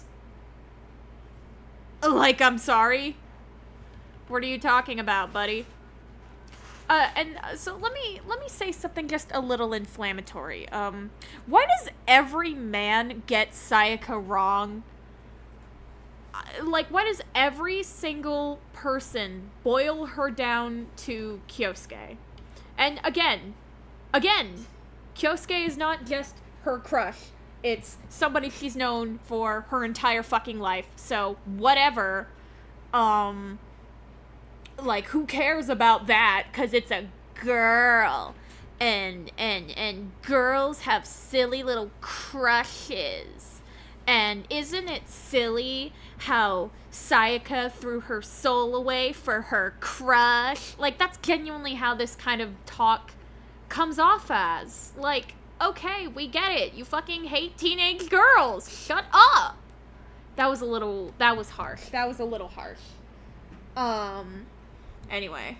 Along, and even Kyubey wants to save the damn universe. Each of these things is something that can happen and which would constitute a happy ending. Knowing that these things are at risk whenever the girls and cat thing face opposition makes the viewer care about what happens. If the whole gang dies in Magical Girl Sight, well, I mean, they were gonna do that anyway. Tempest happens and the world gets destroyed? Who cares? That world sucks. In order for us to care about any of the conflicts that the various characters...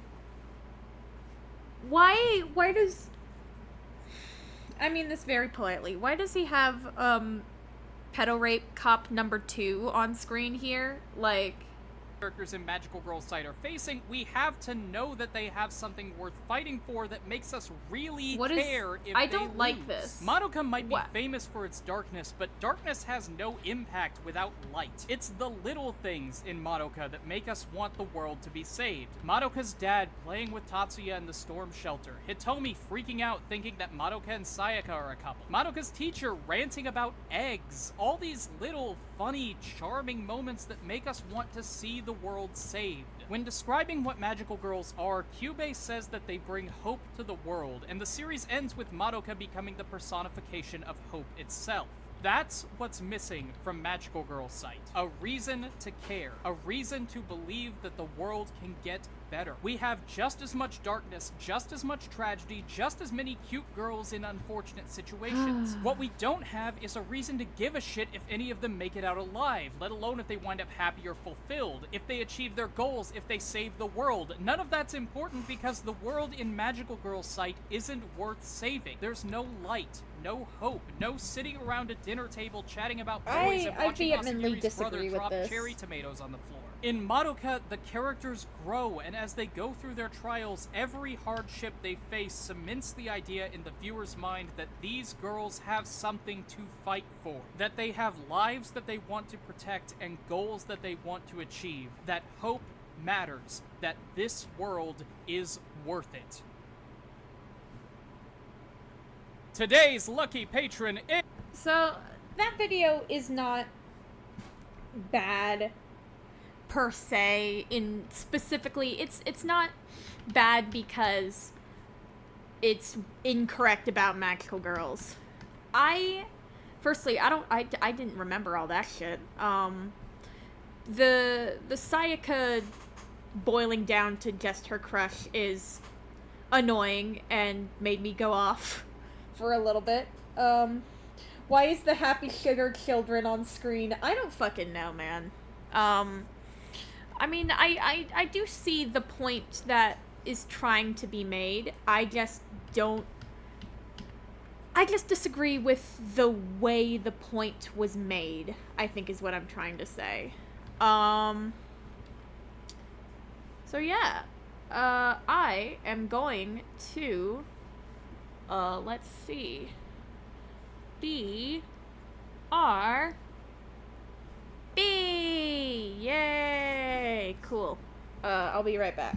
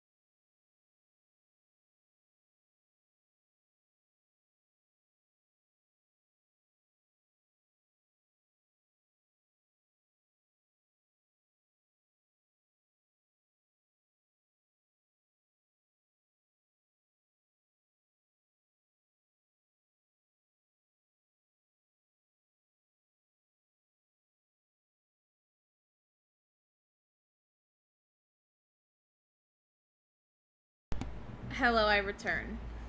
I should have put music on. I do realize. Fuck.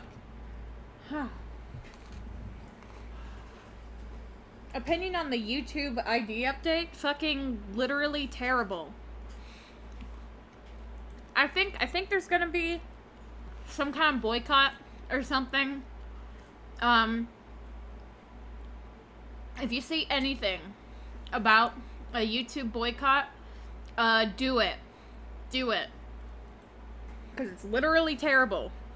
There is no, oh, what's your opinion on it? The opinion is the fact that it's terrible. Ugh. Okay. So next we have a little bit of a breather video. This is by Mother's Basement. It is Your Daughter a Magical Girl? Public service anime. And it's just fun.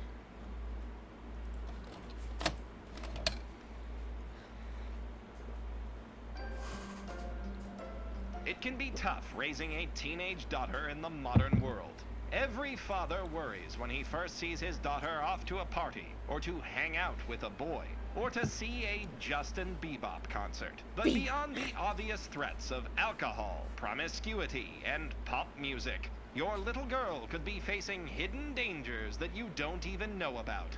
The dangers of the occult. Yes, at this very moment, your daughter could be consorting with the devil himself. And this isn't your run-of-the-mill witchcraft either. It's dangerously hip and with it. They call themselves magical girls. And across the globe, countless families are being figuratively torn apart by their lies, their truancy, and their misguided use of the dark arts. Some families have also been literally torn apart by monsters. Is your precious little princess a magical girl? It's high time you learn to spot the signs. The obvious ones won't do here. If your daughter is spending a lot of time out at night without telling you where she's going, she could very well be fighting monsters. But she could just as easily be studying with her friends, or smoking, or mercilessly bullying her ugly classmates. How can you know if this is just wholesome youthful hijinks or something you should be really worried about? Start by talking to her teachers. Has she been skipping class? Or taking an inordinate number of suspiciously long bathroom breaks right after looking out the window and gasping loudly? Does she have a renewed interest in stuffed animals? Is she frequently seen whispering to or staring at her knapsack or the inside of her desk? Speaking of desks, is she sitting at this exact one? Don't just look at your daughter, though. The witchcraft of magical girls can have far-reaching consequences. So, honestly, here's the thing about this. If people around her school are disappearing... fucking bug in my face. But, like, it does bother me. I have my criticisms of Mother's Basement. As much as I love his videos, I criticize how, like, a Precure is never brought up in his, like, you know, anime reviews, how he didn't mention Prince Section Orchestra at all, like, you know, this is fucking whatever. But I have to admit, at least here, dude is using footage from multiple different magical girl things. We have Wedding Peak, we have Tokyo Mew Mew, we have, of course, there's Sailor Moon, Cardcaptor, but we have other things that are not Sailor Moon and Cardcaptor and Madoka. So, like, good for him. Good for him. Or having severe emotional outbursts on a roughly weekly basis that suddenly resolve themselves overnight, that could be a sign of magical girl activity. Or it could just be a local drug cartel or group of yanderes. This will require further investigation. Spot her first. Magical girls often work in teams, not unlike the witches' covens of the old days. I mean, no, he did in fact have, like, heart catch pretty cure footage here in this video. And he did recently mention Kimito Idol pretty cure, which is fucking something. And here's the thing, too. He doesn't have to... I don't need every single anime YouTuber to watch Pretty Cure. I would like that, but, like, that's not gonna happen. It's just, it bothers me when people kind of claim to be the authority on anime, or they claim to be an authority on magical girls, when it's like... But they don't admit, like, yeah, no, this genre, this isn't really my thing, you know? Does that make sense? I hope that makes sense. Yeah. At the friends your daughter keeps. Do they look like normal middle schoolers to you? If they all have their hair dyed in different primary colors with different hairstyles, there's a good chance they're magical girls. But don't think your daughter is safe just because she has wholesome brown or black hair. She could simply be a regular friend that the magical girls keep around to seem more normal. But magical girls can use their insidious powers to change their appearances. So and even also if he's your using daughter, 'Cutie' Honey, too. and all of her friends look normal, they could just be fooling you. And also he's using Cutie Honey, too. They could just be fooling you. So you need to look even more closely. In the last few months, has your daughter suddenly acquired between 2 and 4 new friends from different schools, one of whom is exactly half the size of the rest of them? Are these girls so wildly different from one another that the only explanation for their friendship is that they were trying to ensure that any outside observer, as determined by a focus group, could easily relate to at least one of them? This These is are the really telltale funny. signs of a magical girl team. You should be doubly worried if your daughter has suddenly stopped caring about her normal, plain-looking friends. And if she never had any other friends to begin with, you have my condolences. There's a good chance that she's a secondary magical girl, which means that she will definitely die at some point in the near future, especially if she has blue hair. Although depending on the circumstances, fuck does she that may mean? also come back to life. The art of necromancy is not outside the realm of these girls' wicked magic. It's also important to look at your daughter's male friends. No, I If she think we has should more than demand 2 all of them, YouTubers watch 2 congratulations, decades your of daughter- Precure. You're so right. No, you're right. Every YouTuber should, in fact, watch Precure. Definitely isn't a magical girl. But She's if a she spends superhero, lot of legally time different. With one oddly handsome guy who's several years older than her, that totally normal and not at all creepy scenario is actually a clear sign that your daughter is mixed up with the dark arts. Or aliens, maybe. Yes, the only conceivable reason that an older man could possibly be hanging around your daughter is that they have a predestined connection etched into fate by magical or alien or maybe robot beings ages ago. In all likelihood, this handsome boy is your town's mysterious masked vigilante, and once he and your daughter awaken to memories of their past lives or whatever, there's no turning back for them. So what can you do before This is it's too really late? funny. You definitely shouldn't directly ask your daughter what's going on in her life. This will only cause her to have a sudden bout of absurd clumsiness and destroy some of your furniture as she fumbles for an excuse. You must come to her with answers, not questions. If you do, it may be possible to simply talk your daughter down and explain to her that even if she does have magical powers, she's a lot better off reporting any monsters she sees to the police and getting on with her day. But to do that, you first need to confront her with hard evidence, and to get that, you need to get into her room. This can be as simple as sneaking in while she's away from school, but be careful with this approach, as the rooms of magical girls are frequently being watched. You can gain access while she's at home under the pretense of bringing her a hearty snack and a cup of hot chocolate. Once inside, you need only look around and see if you can find any stuffed animals you don't remember buying for her. The stuffed animal is the the stuffed key. animal is The the next time key. you I love enter that. her room, it will likely be in a different place than it was before. That's because this is not actually an innocent plush toy at all, see, but yeah. rather the magical familiar or mascot that got your daughter into this mess in the first place. If everything so far has proven true, you now have but one goal: to catch this toy as it moves. To do this, simply walk in and out of your daughter's room under the pretense of doing chores, or, if you feel particularly bold, toss it in with a load of laundry. It may take several attempts to break the creature's will, but it can be done. Once you've caught the little devil, you'll be able to get it talking. And as an adult with a modicum of common sense, you should be able to easily see through its cutesy, adorable lies. Within a few minutes of talking, you'll be able to determine whether your daughter is simply helping a friendly alien save the world from monsters, or if she's entered into a Faustian power bargain with an elder god. If you're lucky, it will be the former, and your daughter will probably listen to reason. Even if she doesn't quit, you can at least help her by directing her to another video in this series, Your Transforming Body and You.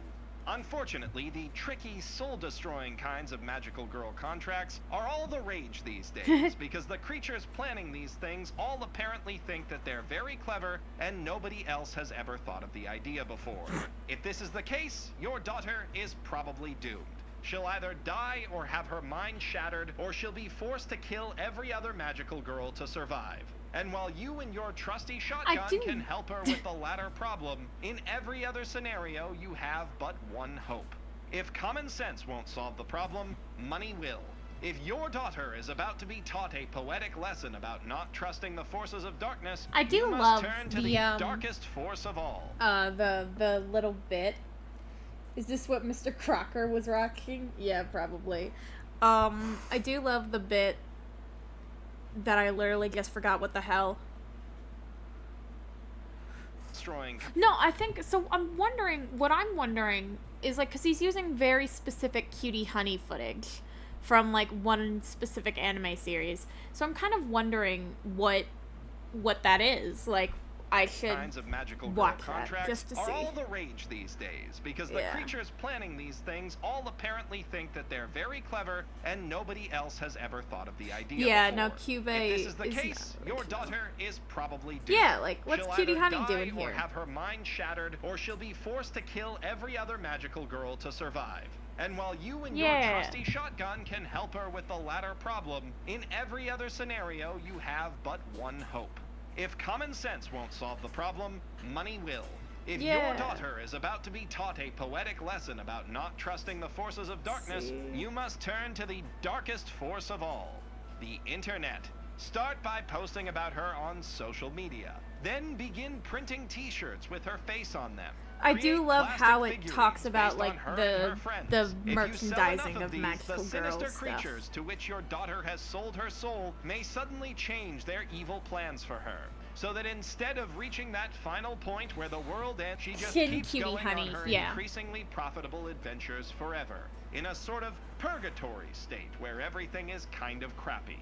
You may find this distasteful, but it's the only way to save your little girl's life. Remember, the real magic is merchandising. Also remember to order your merchandise from American manufacturers and not from heathen communist nations like China, Canada, or Japan. This video was brought to you by the North American Council of Figurine Producers in association with His Holiness, the Anime Pope. Yeah, so that one was just a silly one. That was just silly. That was just funny and silly. And honestly, probably one of the best Magical Girl parodies there is, because it actually talked about all Magical Girls instead of just Sailor Moon, Cardcaptor, and Madoka. So there are two more. Somebody was interested in what I would have to say about this video called Don't Call Them Magical Girls. 魔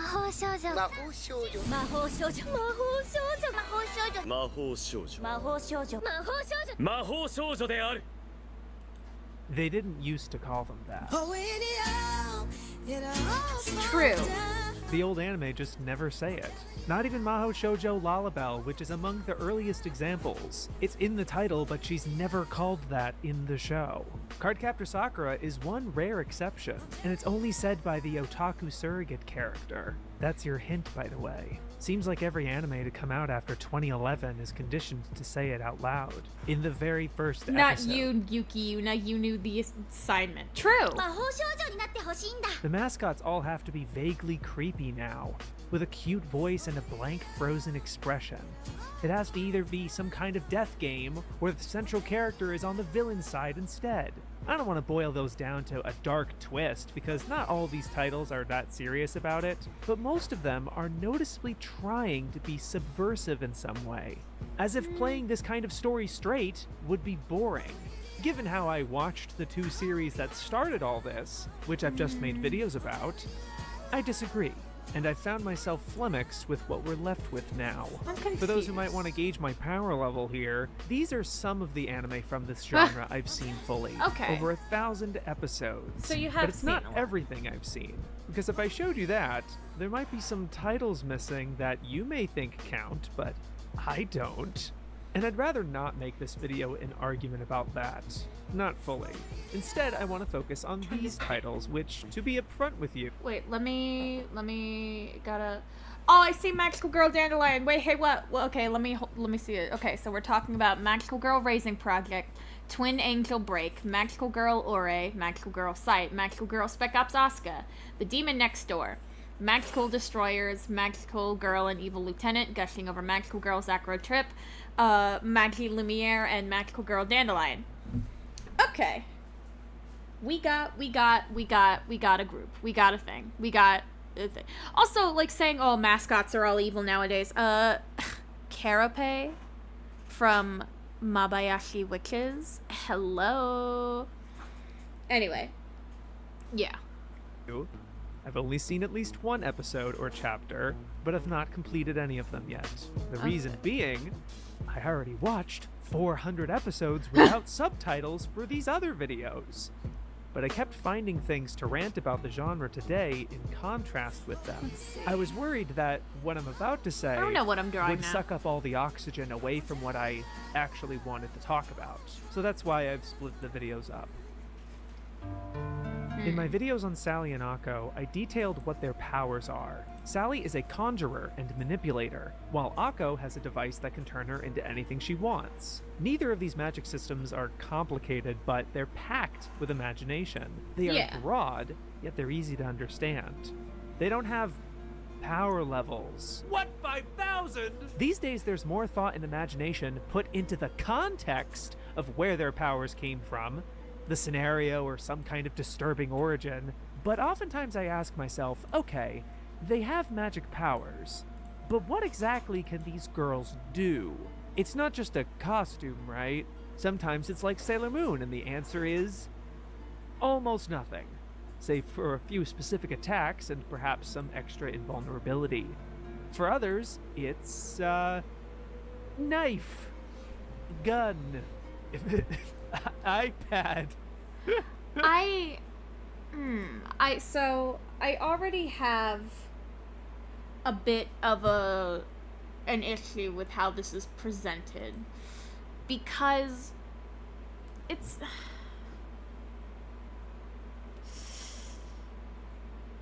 like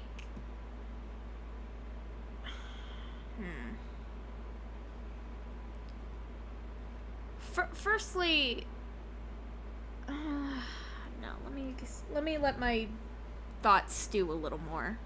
Like, I get the whole magical item thing has a long tradition that I watched the origin point of, but it's really funny how you can boil some of these down to just a weapon or a special ability like they're a JoJo character. And if you give them a weapon, of course they already know how to use it.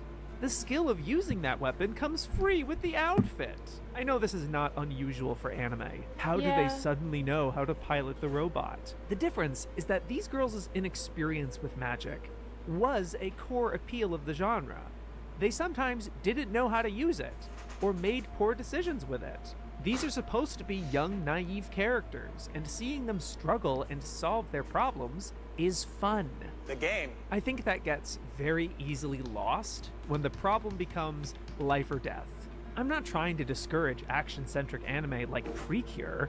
I just wish these anime were more like Precure and didn't take the increased strength and agility for granted, casually letting them fly or whatever. I do agree. I really hate when magical girl likes things they just can fly for no fucking reason. I really hate that so much. It bothers me so much.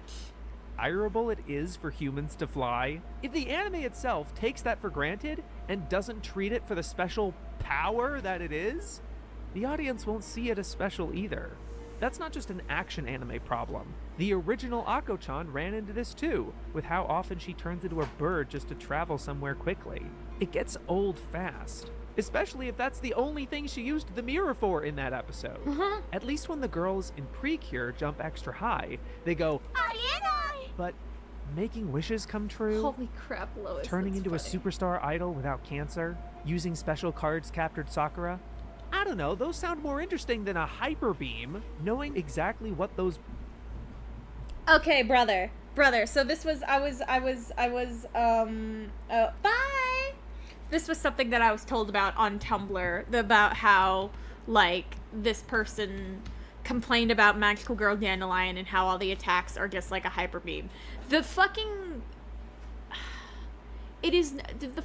thing, Magical Girl Dandelion specifically, is not about the attacks. It's not about the items and stuff. It is about the characters, because it's very clearly a character-driven story. The whole plot is like, a magical girl, and one of the monsters she's supposed to defeat are friends. Like, that's the plot. why does the magical laser beam, like, detract from that? If the magical laser beam detracts from that, that's a you problem. Oh, by the way, I see you, friend. Look at Hamstar. He's got a little star in his butt. Yeah. Yeah, you got a little star in his butt. I like it. Is it sparkle dog enough? It could use maybe a little bit more, but I like it though. Thank I you. think maybe the Wi-Fi thing should be more rainbowy. I don't know. Yeah. I'm not Okay. Sure how, but No, I get what you I mean. feel like that needs to be more. Yeah. Of the thing. I need to draw something else. I should It's draw. also really hard to see that green. Yeah, that's fair. But look at him. I like it. Look at his weird little wing ears. I do like the idea of wing ears. Yeah. Yeah. Who's in the voice with you? There's nobody in a voice with me. That is my roommate Raven, who is literally in the same room. Hello, I'm making a sandwich because I'm hungry. If you could not hear, they are making a sandwich. I should draw. Fuck. What should I draw? But yeah, no, like Magical Girl Dandelion. So here's the thing. I've made the complaint. That like it sucks that a lot of magical girls nowadays don't have cutesy items and stuff, because the marketability was like a fucking core part of it all, you know? Oh, somebody says you have a pretty voice. Aw, thank you. They say thank you. But I mean, I guess I don't need to relay what you're saying because I think they can hear me. yeah, they can hear you. I heard him sneeze earlier. Yes, and you said bless you. I did. I have big dad sneezes. It's not hard to not hear them. Oh no, fuck. I'm trying to think, because now I should need to draw some of my magical girls. But I don't know. Let's talk about, you know, fuck the magical girl discussion right now. Let's talk about some of mine. Yeah. Let's talk about my girls. Yeah. Here is Sunnyside. I drew her a long time ago. She is an egg girl. And now she has a partner who is Flower. So they're Sunnyside and Lunarillis, and they're cute, and they're magical girls together. Yay! And their little friend is Tama, who is the prince of the kingdom of life. Let's see, and we got Gorl. Her name is Dawn. Her superhero name is Sunnyside. It's a baby. And then Easter themed magical girls. So it's not Easter themed. It literally started because I was like, hey, give me something to make a concept, like a magical girl concept with. And Raven said, egg. And so I drew Sunnyside. And it's egg. And then from there things just grew, and then I'm like, so instead of like eggs, kind of like a Shugokara type thing, it's just like life and whatever, and I don't have a lot of detail down for this shit, but I do have my girls. They are small and I love them. And also this guy, I just kind of threw him in there. His name is Dante. Sunnyside civilian form looks like Liko from Pokemon. I actually was thinking more Dawn from Pokemon, but I love Liko. Both. Yeah, both. Both good girls. This is Dante. He's kind of like an older brother figure to them. I just wanted to make a cool, mysterious guy. and came up with him, and he has this ambiguous curse thingy that I've thought of, and the curse thingy comes in the form of this little fucker that I've named Thorn, and he's this kind of a terrible little thing. I just love this. This is such a stupid doodle, and I love it so much. So yeah, and I don't have any like explicit story specifically. I have a vague concept, but these are my girls. These are my magical girls, or at least some of them, because Lord knows I have more. But OMG, like Stray Cat from JoJo. I don't get that reference, but I'll say thank you. Here's the little pride thing I did. So, because girls. Yeah. So we have Sunnyside and Luna Rillis, because it's like Amaryllis, but lunar, because I was like, I gotta mirror her. I gotta mirror Sunnyside in some way. So it's like, okay, flower, darker colors. Cool. Yeehaw. Anyway, those are my girls. I think a majority of my OCs are magical girls. Honestly, same. Oh, why is that still up? So, anyway, those are my girls. Trying to figure out what to draw now. But we can go back to this. Powers are in order to do good things for other people, embody an idealized version of yourself, maybe save the world too. That's the real magic. That's why they're admirable. The how should matter just as much as the why. Oh, that's flashy.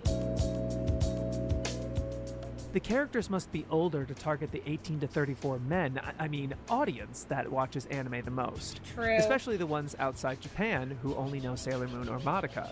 To the point where these aren't exactly girls as much as they are women. There's a weird metatextual need for the characters to immediately recognize and even desire this perceived cliché, but only when they were much younger and naive.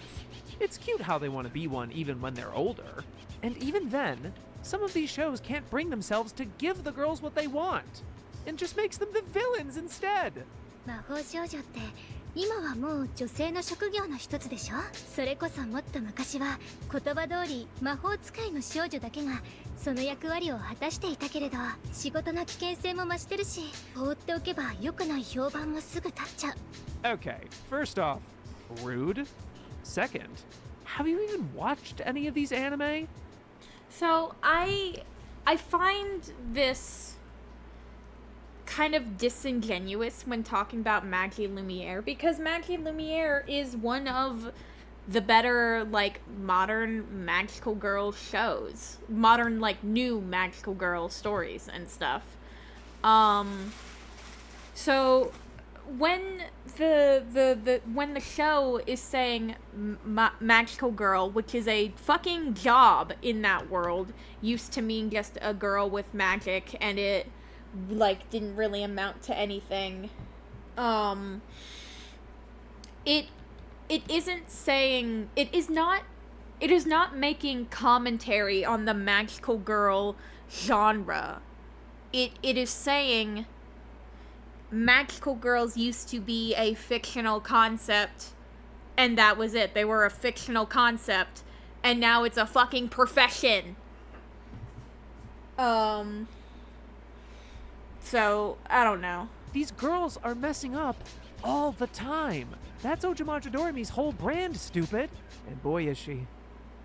God, we love her.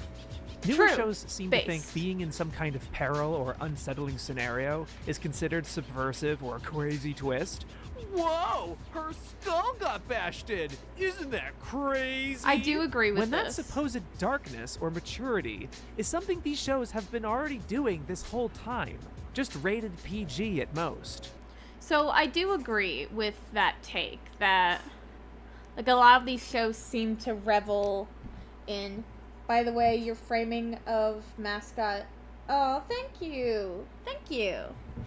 I do agree that, like, a lot of these shows are like, ugh, it's so dark and edgy. Even though, like, magical girl stories have always been, like, darker. But I would agree, I would say that rather than the shows themselves being all, ugh, dark and edgy, magical girls have never been this before, instead of the shows themselves, it's more so the community and the fandom that says that. Because people say, oh, magical girls are all dark and edgy nowadays. And it's like, buddy, did you miss the part in Tokyo Mew Mew where, like, fucking human intervention was causing millions of species to go extinct? Like, did you miss that? How did you miss that? I don't know what I'm drawing now. I'm kind of just aimless. Fuck. Or trapped in the realm of manga nobody reads, and video games nobody plays, and porn. Cupid was not even the first mascot to secretly be evil the whole time. True. And I won't spoil which one I'm talking about. Here's the malcode if you'd like to know. Having these anime target not just an older teenage audience, but a boy audience in particular, is ironic when boys seem to be largely excluded from the genre. Cub would be considered a novelty these days, especially as a boy with magic. These anime would rather have boys become girls to participate, or the reverse. Once again, they reach for a subversive... Thank you for designing such a cute mascot. I always get really thrilled when I see people put genuine effort into magical girl mascots, either through creating them or respecting them in reviews. Thank you! Oh my gosh. No, Carlene, this video is very clearly a lot better than everything else we've watched so far, because it's very clearly coming from somebody who does actually know the genre, who loves the genre, and all that stuff. Wait, let me check. What are pronouns again? Give me a second. What are your pronouns? I do not know. Anyway. Yeah, magical girl. I think that gets very easily lost. Pilot the robot. Sorry. It's, knife. Oh, it's cute how yeah. out. Here's the malcode if you'd Yeah, like to there know. we go. Okay, we're Having these anime target not just an older teenage audience, but a boy audience in particular, is ironic when boys seem to be largely excluded from the genre. Cub would be considered a novelty these days. Let's see, who is performing on the popular talent show The Voice with you? I don't fucking know. Yeah, Blue Reflection is another thing. I'll get to it Especially as a eventually. boy with magic. These anime would rather have boys become girls to participate, or the reverse. Once again, they reach for a subversive twist to stand out. But when everybody's doing that, it's not exactly different anymore, is it? Okay, Or heck, fuck you. Don't make fun of the director from Magical Girl, from Maggie Lumiere. Fucking, I can't remember his name. I'm so ashamed. I love Maggie Lumiere so much. But he's a cool character. He loves magical girls. And the story never treats his obsession with magical girls and wearing dresses as strange. They treat it as strange, more so like it's less that he's dressing like a woman and more so the fact that he's in this extravagant getup to go to work. That's the humor of that character. It isn't. There aren't any magical boys. Cure Wing would like a word. I fucking love Cure Wing. He's my little guy. He's my special little guy. But saying it's not. He doesn't treat. Go full-blown parody and have nothing but boys. Don't get me wrong, the Battle Lovers are a great crew, and it's a fun show. Yeah. God, at least it's trying to be funny. Precure had a boy join the team for the first there we time in go. almost 20 years. And that made a way bigger impact because there was no twist or caveat about it. Yeah. But characters like Tuxedo Mask, Sharon, Takuto, Sinbad, even non-magic boys like Fakir and Muto, Taisho, Seiji, or Asuka Jr. don't seem desirable or necessary. Maybe because those are almost all love interests, and the otaku would rather see the girls end up with each other. And I don't knock that either. It just comes across as further pandering. Pandering? I and many others consider it a genre. But these days, it's treated more like a content indicator. A tag on Danbaru. Give her a colorful dress, a talking stuffed animal, and a stick, and you already know what she is without having to learn a damn thing about her. You have anime that feature them, but they don't feel the same. Or just aren't that kind of anime at all. The boundless creativity of this genre can often be trivialized because it's burdened by tropes. Hence the temptation to subvert those tropes. You see a cliché animal mascot and roll your eyes. Oh, you already know where this is going. Instead of appreciating what the animal mascot is meant to contribute. So, I feel like this is, I can see where this person is coming from. This is very much a genuine response to magical girl, like, discussions online. This is not some fuckhead who thinks they know everything about magical girls as a genre when all they came swinging with is Sailor Moon, Cardcaptor, Madoka Magica, and now gushing over magical girls. This is not... This person is based. But I can't help but feel like their point of view is much more pessimistic than it really needs to be. Especially with, like, fucking criticism of Magical Girl Dandelion. I thought the criticisms would be more extensive, but yeah, we're They're going. a companion for when the girl has nobody on her side. Yeah. They're a guide through a challenging and confusing episode. They're a through line for the girls from beginning to end. Or they're just there. Yeah. Sure. But you can't fault an entire trope because it's been done poorly a few times. Yeah. All an outsider thinks of is the cliche of a transformation sequence, thereby taking the fun and performance and meaning of that scene for granted.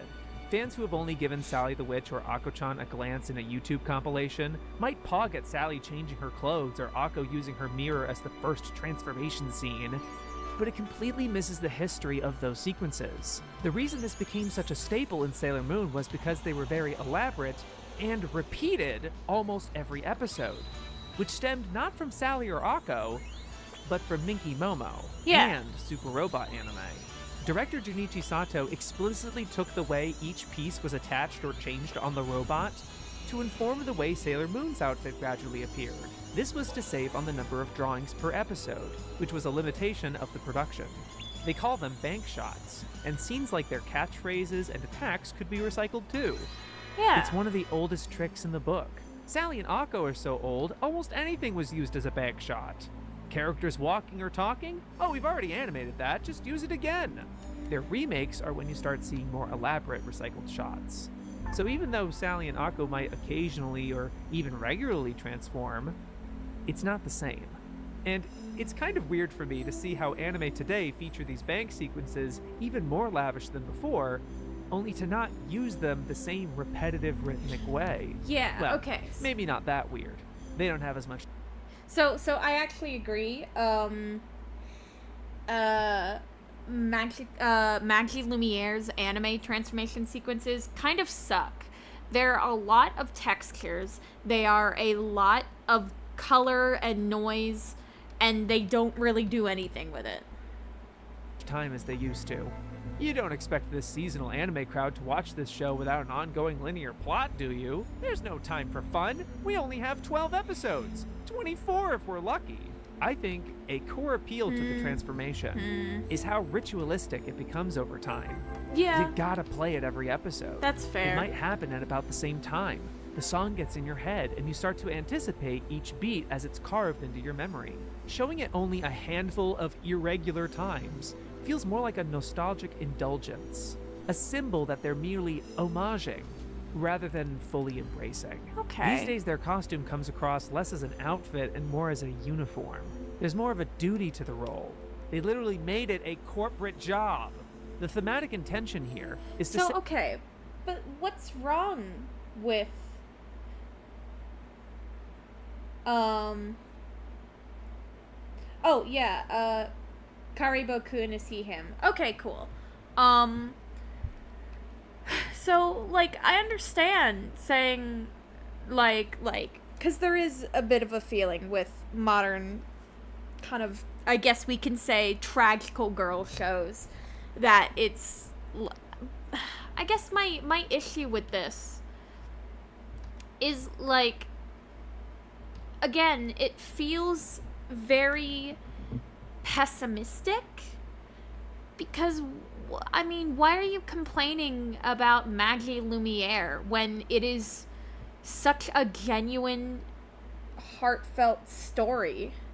Magie Lumiere, like, despite being, like, I mean, I describe, it's like if you got mad at My Hero Academia for, like, commodifying superheroes, and it's like, well, but it still has the core appeal of superheroes. It's just now given a larger significance to the world as a whole, you know? Oh, I see. Yeah. Yeah, we've been here for a while. It's fine. But like, this feels so pessimistic. Power doesn't come without responsibility. But the way Spider-Man learned that lesson was by first using his power for personal gain. He was under no obligation to be a superhero. He chose to become that. There's no room for these girls to make that choice besides the spooky question of becoming one at all. I have to tell you, it does sound like I'm ragging on Madoka, when I'm actually ragging on everyone copying it. For me, the essence of this genre is that young girls are given power. Hardly ever by choice, mind you. Again, like Spider-Man. And the story is about how they use that power.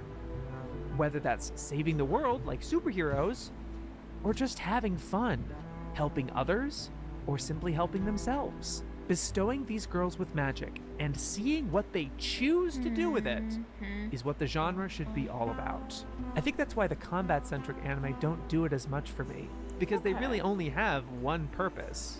Why would Asagi ever transform into Sailor Moon besides defeating evil? And I always disliked when Luna had to keep reminding her to transform.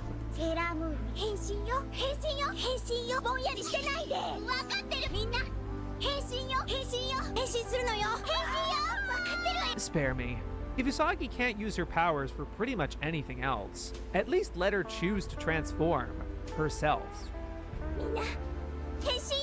I'm not even trying to play the female empowerment card. I would want that for anybody. Autonomy is everything.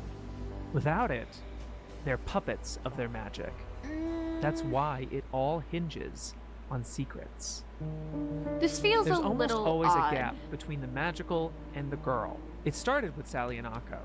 They both keep their magic a secret, detached from their everyday lives. They initially did this for pragmatic reasons. The mirror literally could not work if Akko was seen using it. And Sally saw how her powers scared the ones she wanted to become friends with. This secret has become so commonplace and ingrained in the genre, it almost becomes a secret to the viewer themselves. It's not even mentioned at all in the newer ones. Their identities seem to be hidden, but are they? Oh, cool. It's not a secret for Dandelion. See? Everyone wants her autograph. But she still keeps Shade a secret. What? This, ironically... He keeps Shade a secret because he is literally one of the monsters that literally everyone fears. What are you... That criticism seems odd and strange and doesn't make any modicum of sense. Hey, wait, what?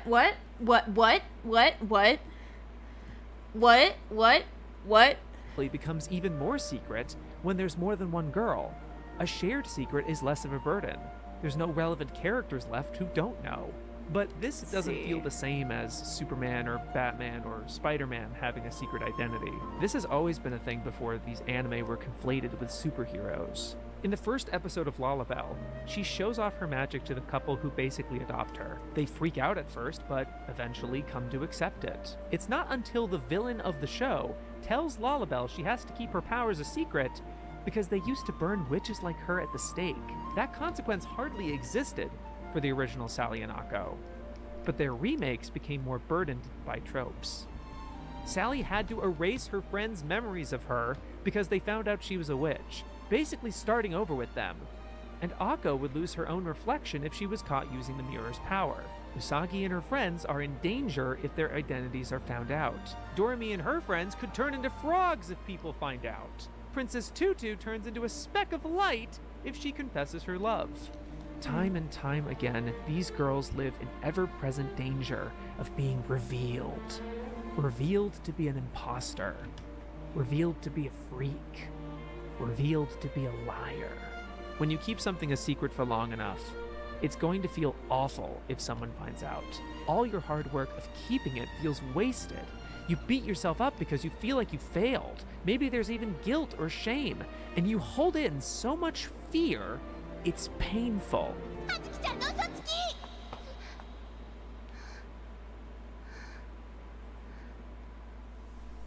It's a cruel storytelling device.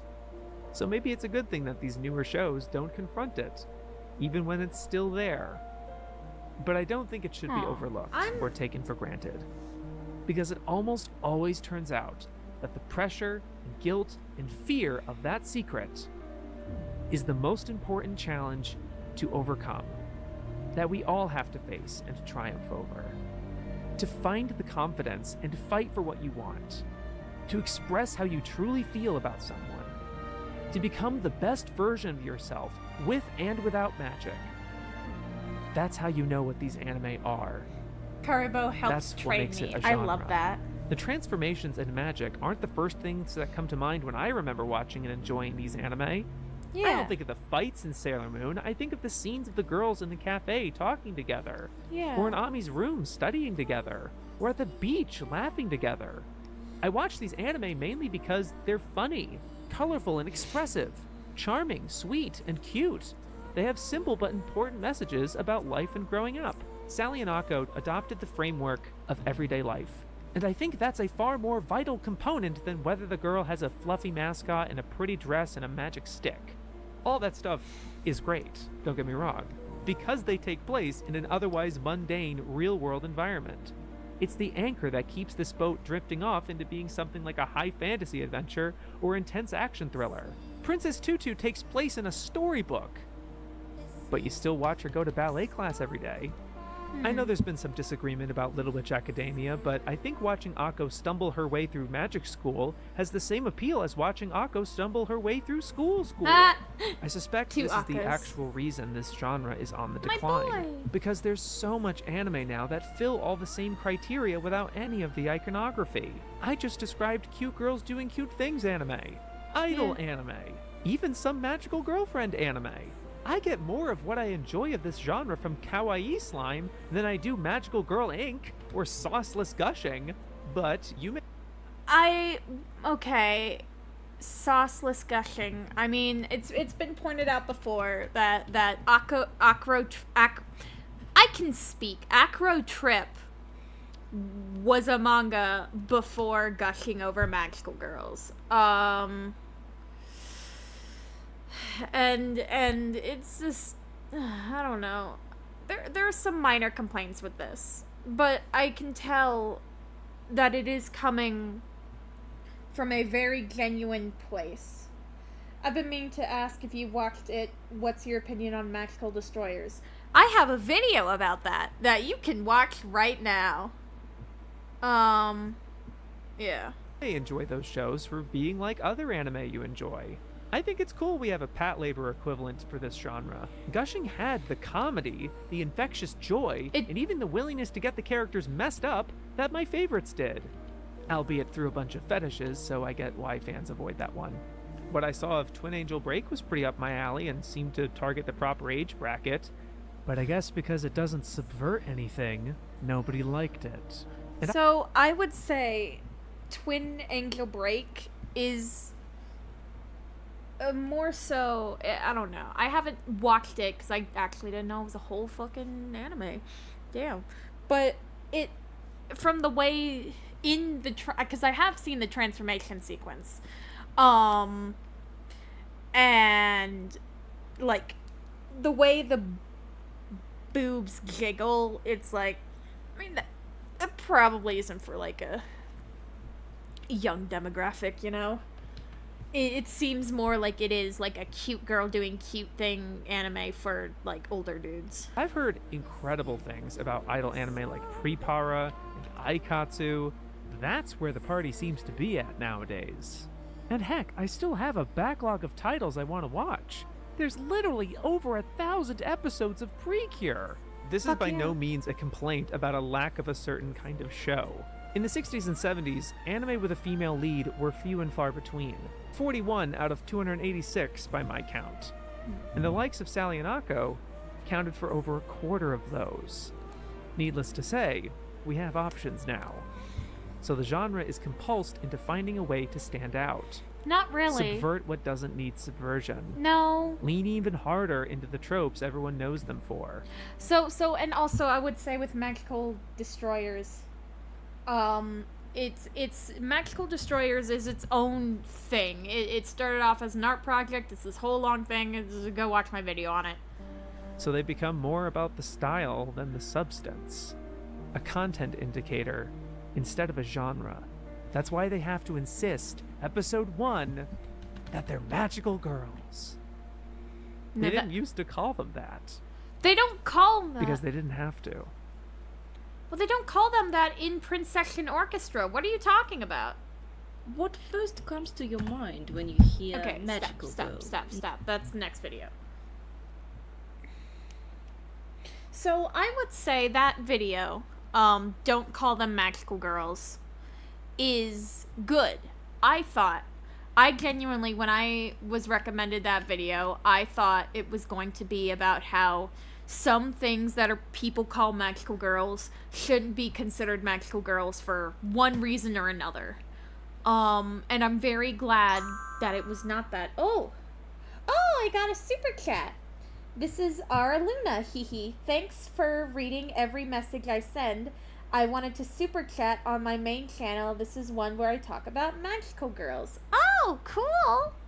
Ooh, I gotta check you out then. Wow. Can I do it from here? Dang it. Yeah. Thank you so much for the super chat. I appreciate that. I was trying to figure out how can I get it to where like super chats will read out, like they speak out on their own, like a TTS thing. I don't know how to do that yet, but yeah. Luna pretty cute. Okay, cool. Yeah, thank you. Oh my goodness, that really does mean a lot. That means so much. Thank you. What was I thinking? Yeah, so I think the Don't Call Them Magical Girls I feel like that title is more so about how a lot of magical girl things nowadays just straight up call them magical girls. Like, there is no Precure, there is no Sailor Scouts, it's just magical girls. And to an extent, I can sympathize with that frustration. But even then, I feel like that shouldn't discredit the good magical girl stories, even if they do, like, say magical girl. Like, Magical Girl Dandelion is just fucking good. It's not trying to subvert anything. It's not trying to be edgy and dark for the sake of being edgy and dark. It's clearly telling a story about characters who live in this world. And that's really cool.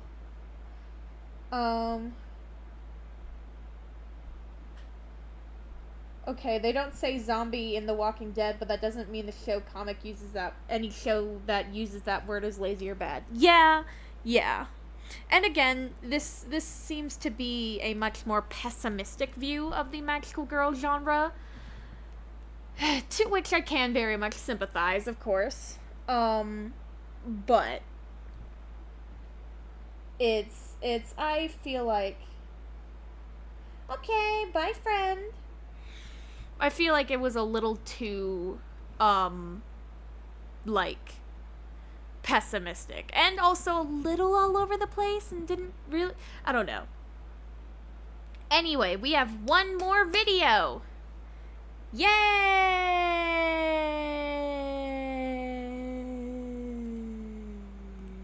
Alright, cool. So this last video is the evolution of magical girl genre. And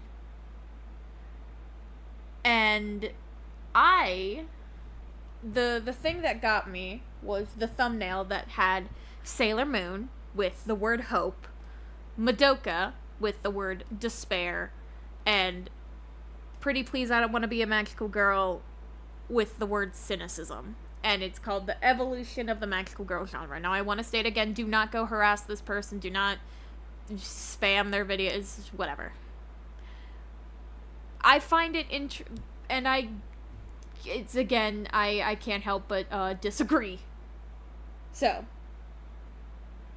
yeah, bro, Carbo-kun cooked, but needed to take off the heat a little earlier. I agree.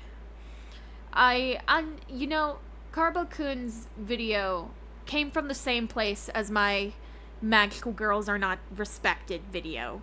I think it came from the same place and the same feeling of frustration. Anyway, we have one more. Let's go. Wow. What first comes to your mind when you hear Magical Girl? No doubt, many of you imagine the iconic character Sailor Moon with her signature Odango hairstyle and catchphrase. Perhaps you recall another royalty of the genre, Cardcaptor Sakura. Nope. Or maybe you are a fan of Madoka Magica. Nope. And the gory exploration of what it's like being a magical girl in the horror genre. Not a lot of you will think of the newest pilot animatic released on YouTube by Kiana Kahn-Smith, titled Pretty Please I Don't Want to Be a Magical Girl. While the pilot in itself is a nice piece of media, it ultimately relies heavily on the self-awareness of the magical girl genre tropes sprinkled with American high school experience. The pilot, however, marks an essential shift in the perception of the magical girl genre among modern audiences. One where being the magical girl is regarded as a job, not as a destiny. By acknowledging that part, Pretty Please I Don't Want to Be a Magical Girl becomes one of the most outspoken examples of the shift in the paradigm. And while it is done for an English-speaking audience, there are plenty of anime examples with a similar premise being made in Japan. The magical girl genre has always been closely tied to its audience, primarily focusing on young girls and teenagers. At its core, it's a coming-of-age story told through the female perspective and focusing on the struggles of growing up and dealing with problems such as school, friendship, and first love. Since its emergence in the 1960s, it quickly gained popularity and grew to have several subgenres, including the magical idol, magical girl warrior, and even magical girl phantom thief. The genre has been constructed, deconstructed, and reconstructed countless times. Okay, I'm gonna go off on my fucking rant about deconstructions because nobody knows what a fucking deconstruction is. Ah!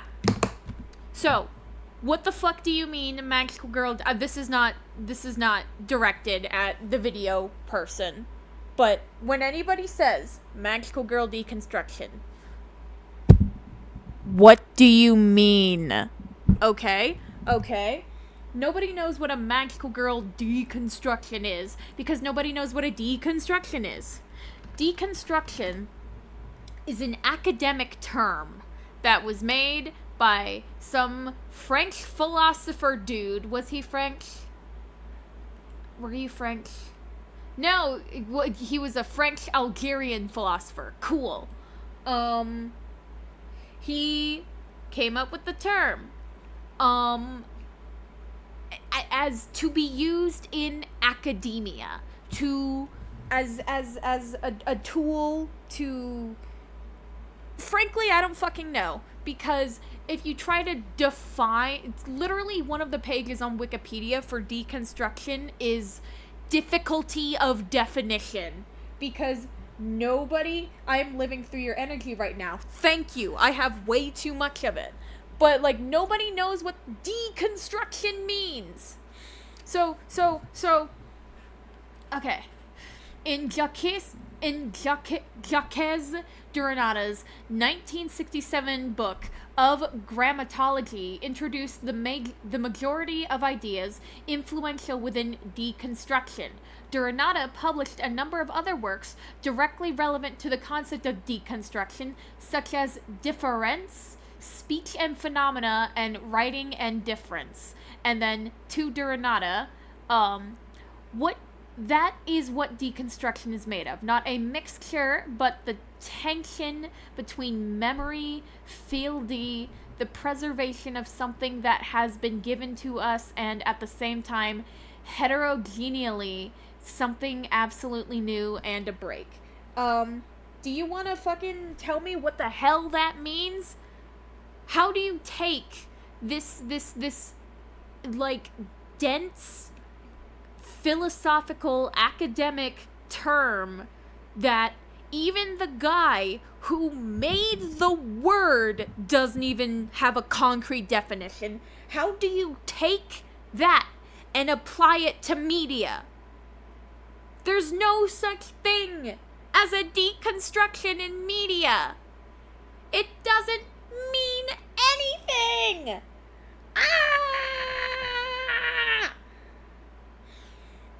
Right, that's what my second, like, Magical Girl video was gonna be about. Oh my god, because my little part 2 of Magical Girl discussion things, because I always have more thoughts. Magical Girl, even more Magical Girl thoughts. Yeah. But yeah, deconstruction doesn't mean anything. Deconstruction literally means nothing. Stop using it to describe media. It was never meant to describe media. Anyway. Hundreds of examples spawning across both Western and Eastern media. The times change, however, and magical girls don't stay the same. While Sailor Moon still speaks to millions of new and old fans alike, and her messages of friendship, courage, and beauty are universal, in many ways it is a product of its time. You see, Evangelion is a deconstruction of the mecha genre by focusing on the characters rather than the mechs themselves. I am very smart. Yeah. Also, something needs to be put together to be deconstructed. You can't just not put something together and call that a deconstruction. Yeah. No, it drives me insane when people say something is a deconstruction of any genre, because that's stupid. Hi, I just had a mental breakdown about people using the word deconstruction. In this video, I will analyze the approach to being a magical girl from the perspective of its viewership and the connection to the fantasy that the magical girl genre provides. An important detail to mention: while Western media has excellent examples of the magical girl genre, the primary focus of this video will be on Japanese anime as the stronghold of Mahou Shoujo. If we want a separate video about the development of the Western magical girl genre, please write so in the comments. Okay, so I appreciate that this person has created a difference between, like, Western and magical girls. Baby, what are you doing, little kitty? Oh, she's so cute and snug right now.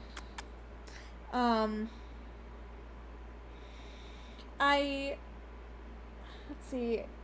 It's just better to refer to this kind of show as stalker takes on the magic genres. I don't know what you mean by that, I will be real. Stalker takes. 'Cause, like, I don't know. There's no need to deconstruct or redefine a genre, honestly. And honestly, Magical Girl isn't even...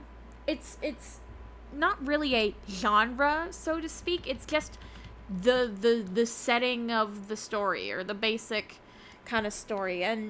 But it evolves into its own subgenre of the fantasy genre. I don't know what I'm drawing here.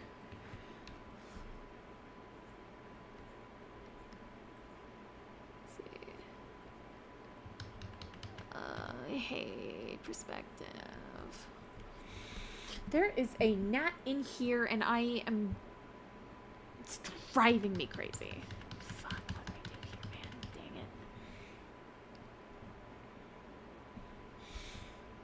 it. With that being said, let's delve into the vast and diverse world of Mahou Shoujo, starting with the ones who ultimately popularized the genre, Magical Girl Warriors. What? Magical Girl Warriors? Mahou No. Shoujo as a type of anime has its roots in Toei Studio productions from the 1960s and 1970s. It usually features girls aged 9 to 14 who suddenly get magical powers, sometimes because they are princesses from a magical world. The stories often show how they use their powers to help others while hiding their true identities. They frequently have magical items like wands and have small animal friends with them. In the 1980s, Studio Pierrot made essential contributions to the magical girl anime genre, changing how these shows were created. They introduced new ideas like idol girls, princess girls, and groups of magical girls. For a decade, the studio was a key player in the magical girls scene, setting the stage for the 1990s when magical girls anime became popular worldwide. As was said before... Okay, so my issue, why are you showing footage of Precure when discussing the 1990s magical girl, movement? That's a minor thing, though.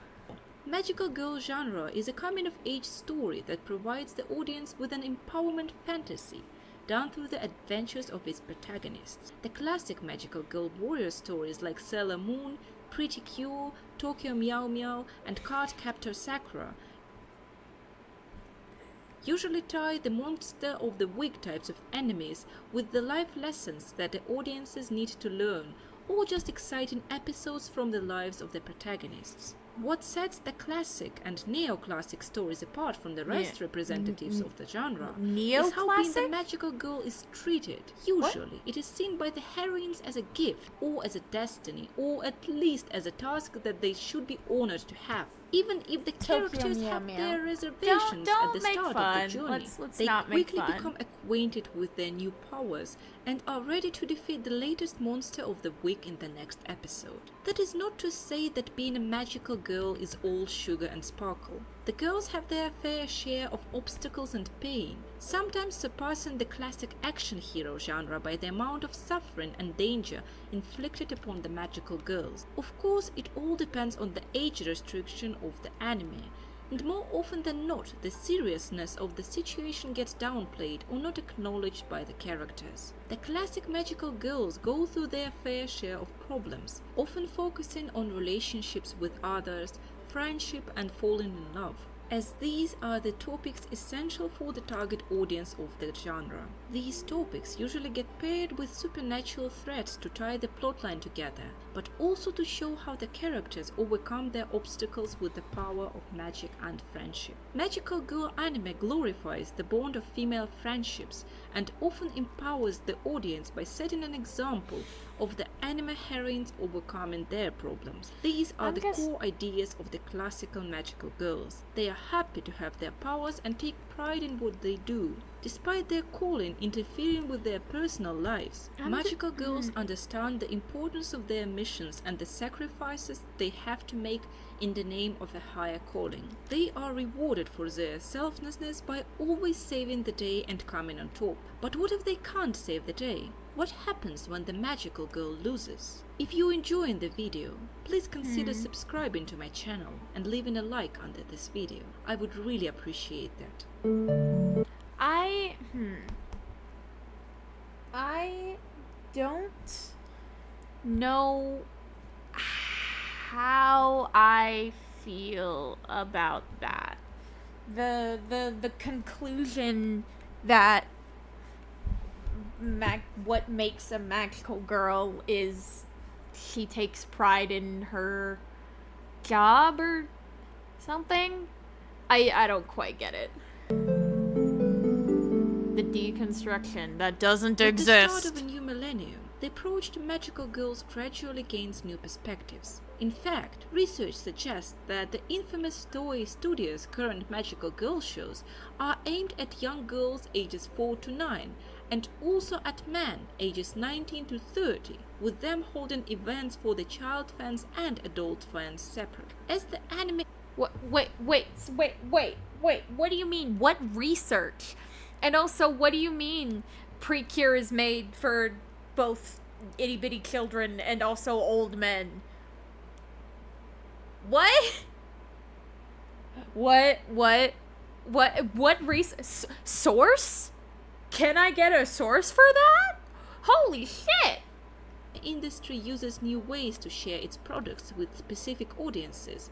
The messages in these shows are becoming more mixed and unclear. Today's magical girl characters often send mixed messages, reflecting and trying to address different values in society. What are you Madoka talking Magica about? is among the first and arguably the most prominent examples of the deconstructions of the magical girl genre. A cult classic, not too dissimilar to Sailor Moon. This anime tells the same story as Sailor Moon. No, it doesn't! But wraps it in a blanket of horror, gore, and death. In Madoka's world... Horror, gore, and death. That's what Madoka Magica's about, y'all. Being a magical girl could be considered a blessing, since it grants you the power to fulfill your greatest desire. Madoka Magica appears to be a typical magical girl story at first. It literally doesn't. It literally doesn't. Madoka Magica literally never... It's... And also, what do you mean typical magical girl story? It is a typical magical girl story. The only difference is the fact that characters, like, die. Like, for real. That's the only difference. Because it's made for an older audience. I love Madoka Magica. It's so fucking good. It's very special. But it is not special in the fact that it is a magical girl show where crazy things happen. It's so typical. The issue with these videos, besides using the term deconstruction, making Jean and Tutu cry, is that they seem to say magical girls have one shared motivation and not, like, separate characters. Yeah, magical girl deconstruction equals having a dark twist. That's genuinely what it feels like, and I'm losing my mind. I am losing my mind. How do I get a John Mulaney voice going? Ugh. Follows Madoka, a young girl who, alongside her friends, dreams of an exciting life. She encounters Kyubey, a cute cat-like creature that offers to turn her into a magical girl in exchange for a wish. However, Madoka doesn't realize that becoming a magical girl comes with serious consequences. Unlike the innocent premise of Sailor Moon, the magical girls in Madoka Magica lose their humanity and become tools for someone else's purposes. Their main task is to enter the so-called witch labyrinths, which are dangerous. What do you mean, the so-called witch labyrinths? They're called labyrinths. And bizarre environments filled with monsters. They need to defeat the witches inside to restore their soul gem. If they fail to collect enough energy, they risk dying, but death means transforming into a witch themselves, well, not quite, trapping them in a cycle of violence. This system exploits their strong emotions as a resource for a group of overseers, the species called Kyubey. The struggle for survival... Well, no, so Kyubey is the name of, like, I think that individual. Incubator is the species. Among the magical girls is competitive and grim, promoting conflict over cooperation in a nightmarish world. You say as you literally show the magical girls cooperating. This story, bonds of friendship are constantly tested against the desire for survival, and Not the worst really. traits of humans are often mixed with the innocence of the main characters. In the world of Madoka Magica, becoming a magical girl is similar to putting a ticking bomb in your chest. This anime asks the question, what if this responsibility, this calling bestowed upon the schoolgirls, is not actually a gift? What if it's a curse that slowly drains life and joy out of you? The cute animal companions are not helpers, but jailers, observing your every step. There is no winning. Yes, you get your wish fulfilled, but there is no scenario where you turn back from being a magical girl and re-enter that time when you were innocent. The only way to go is forward, to be crushed by the weight of responsibility and lose who you are. The success of Madoka, much like Sailor Moon, created many works with similar premises. Magical Girls Raising Project, Magical Girl Side, Daybreak Illusion, Magical Girl Spec Ops Asuka. It's comparing, like, Madoka Magica, so here's the thing. Girls having magic powers is not an inherently childish story concept, okay? And Abba and I must be away, thank you. Yeah, thank you so much for coming. Oh my goodness. I'm just amazed that so many people came at all. But, like, Madoka, I don't know. So this is another problem that I have. Just when people discuss magical girls in general, they treat magical girls like it's something special, like they aren't literally just superheroes, but like it's just another story concept. How is it any different from every other story concept? Why is it that magical girls are like special? It doesn't make sense.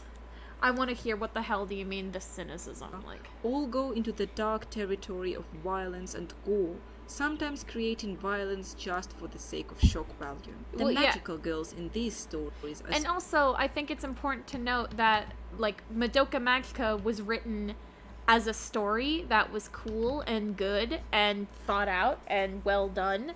Meanwhile, things like Magical Girl Sight, Magical Girl Spec Ops Asuka, that kind of shit is just written for, like, vitriolic reasons. It's written because the author either hates magical girls or, like, is a weird fetishist. Like, that's genuinely the reason. Like, oh my god.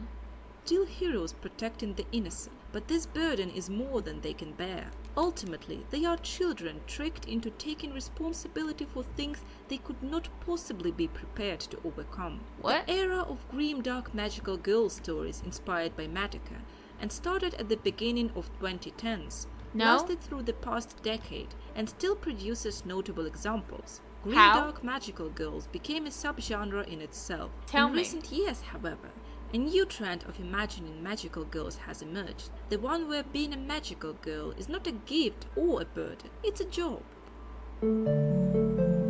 It's a job. What's wrong with that, When a genre of a show exists for too long, eventually people get tired of classical concepts and seek something new. No, That's they don't. when the works of particular genres start referencing themselves or creating parodies poking fun at the classic tropes.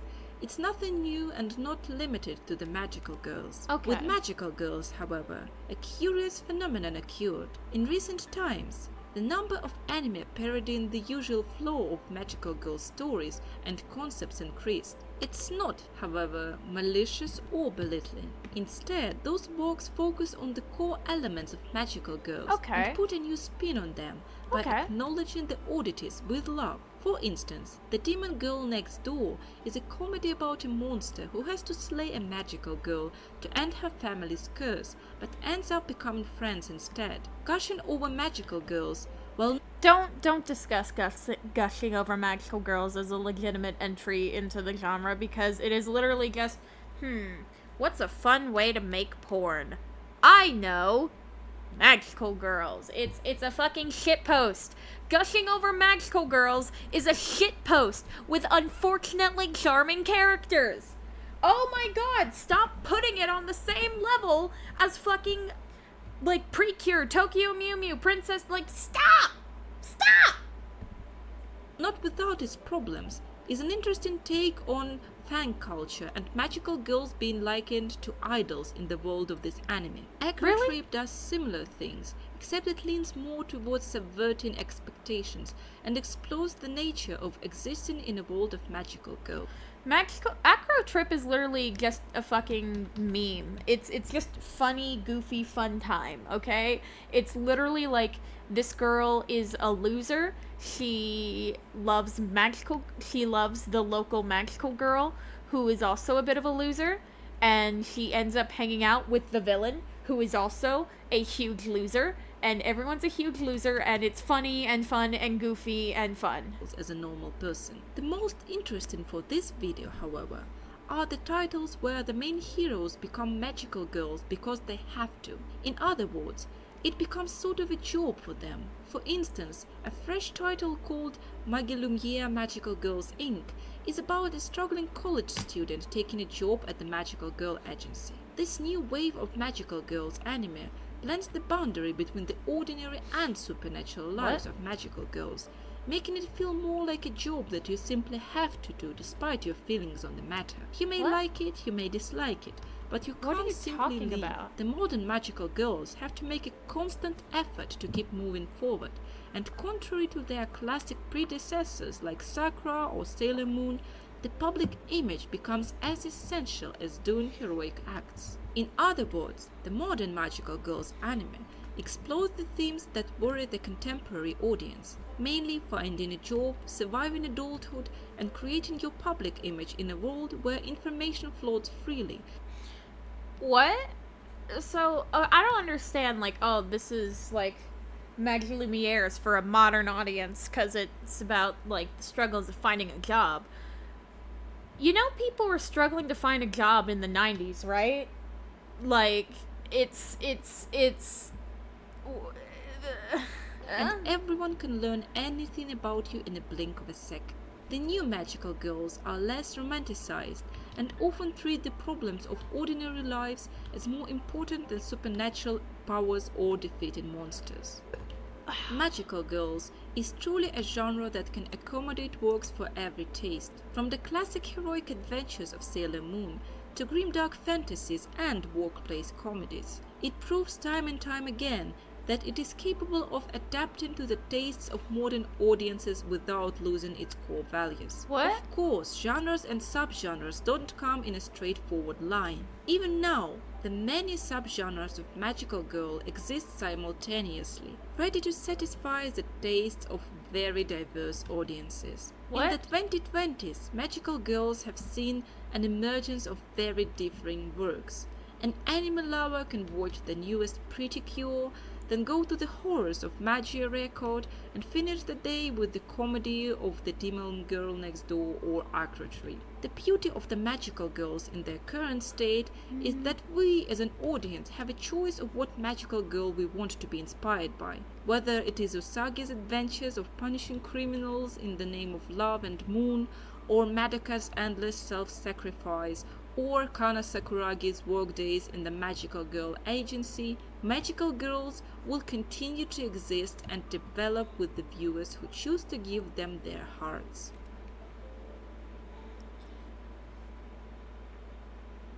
Wait, so why are you, what? I'm sorry, that video said nothing at the end. What the hell? What are you talking about? Like, I'm struggling. I'm struggling to think of what were you saying? It's like, what are you saying? I mean, that was just kind of nothing. It didn't really make any particular point. It just said shit. That was a thing that was said. What was said, I don't actually know.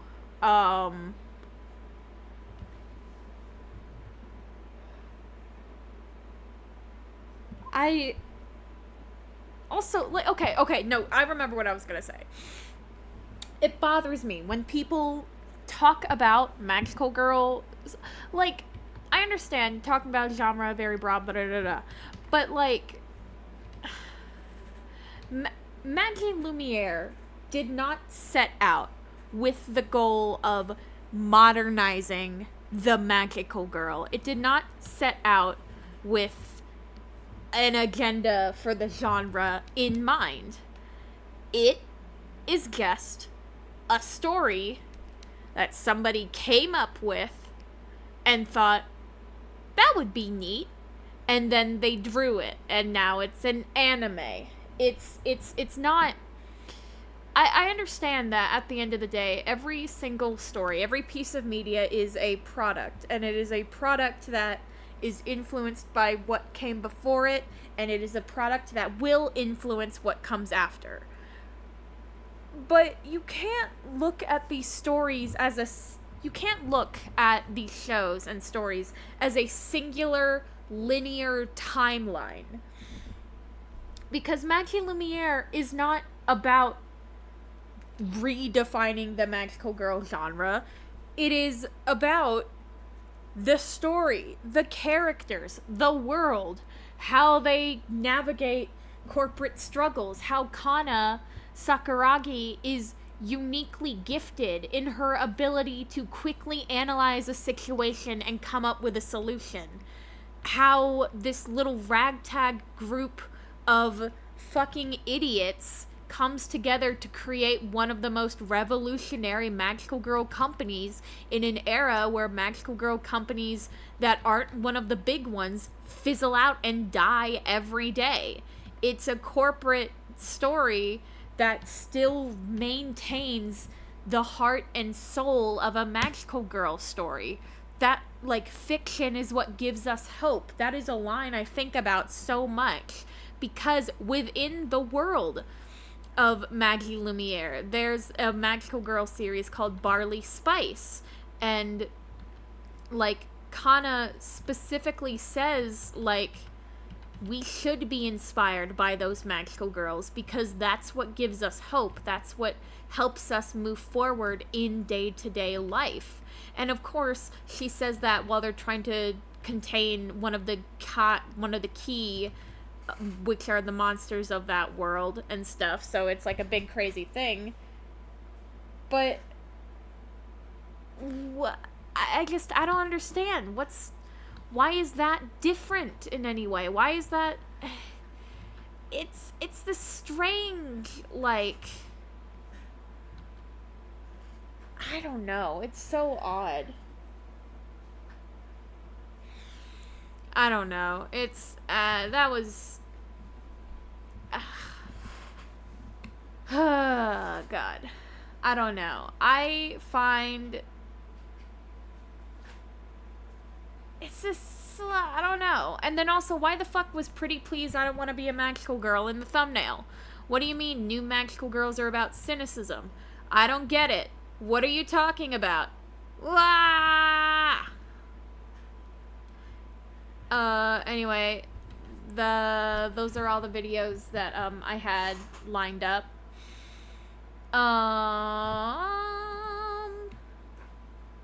Yeah. That's all I got. You know, it was already said, but you really do have a cute voice to listen to ramble about magical girl media.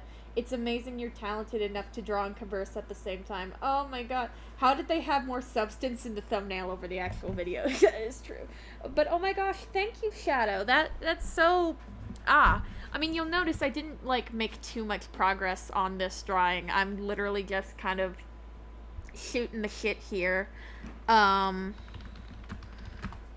But, oh, I adore Mew's presentation and discussions as well. I would love to collaborate with someone. Oh, Oh, that's really nice. Oh my god. That means so much. Oh my gosh. Yeah, man. I mean, I'm just doing shit. I don't know how I'm doing it, but I'm doing it. Yep. Maybe I need to do like a video just about like my own like magical girl story ideas that I have and stuff. Obviously, like my little New Mew Power rebooted thing.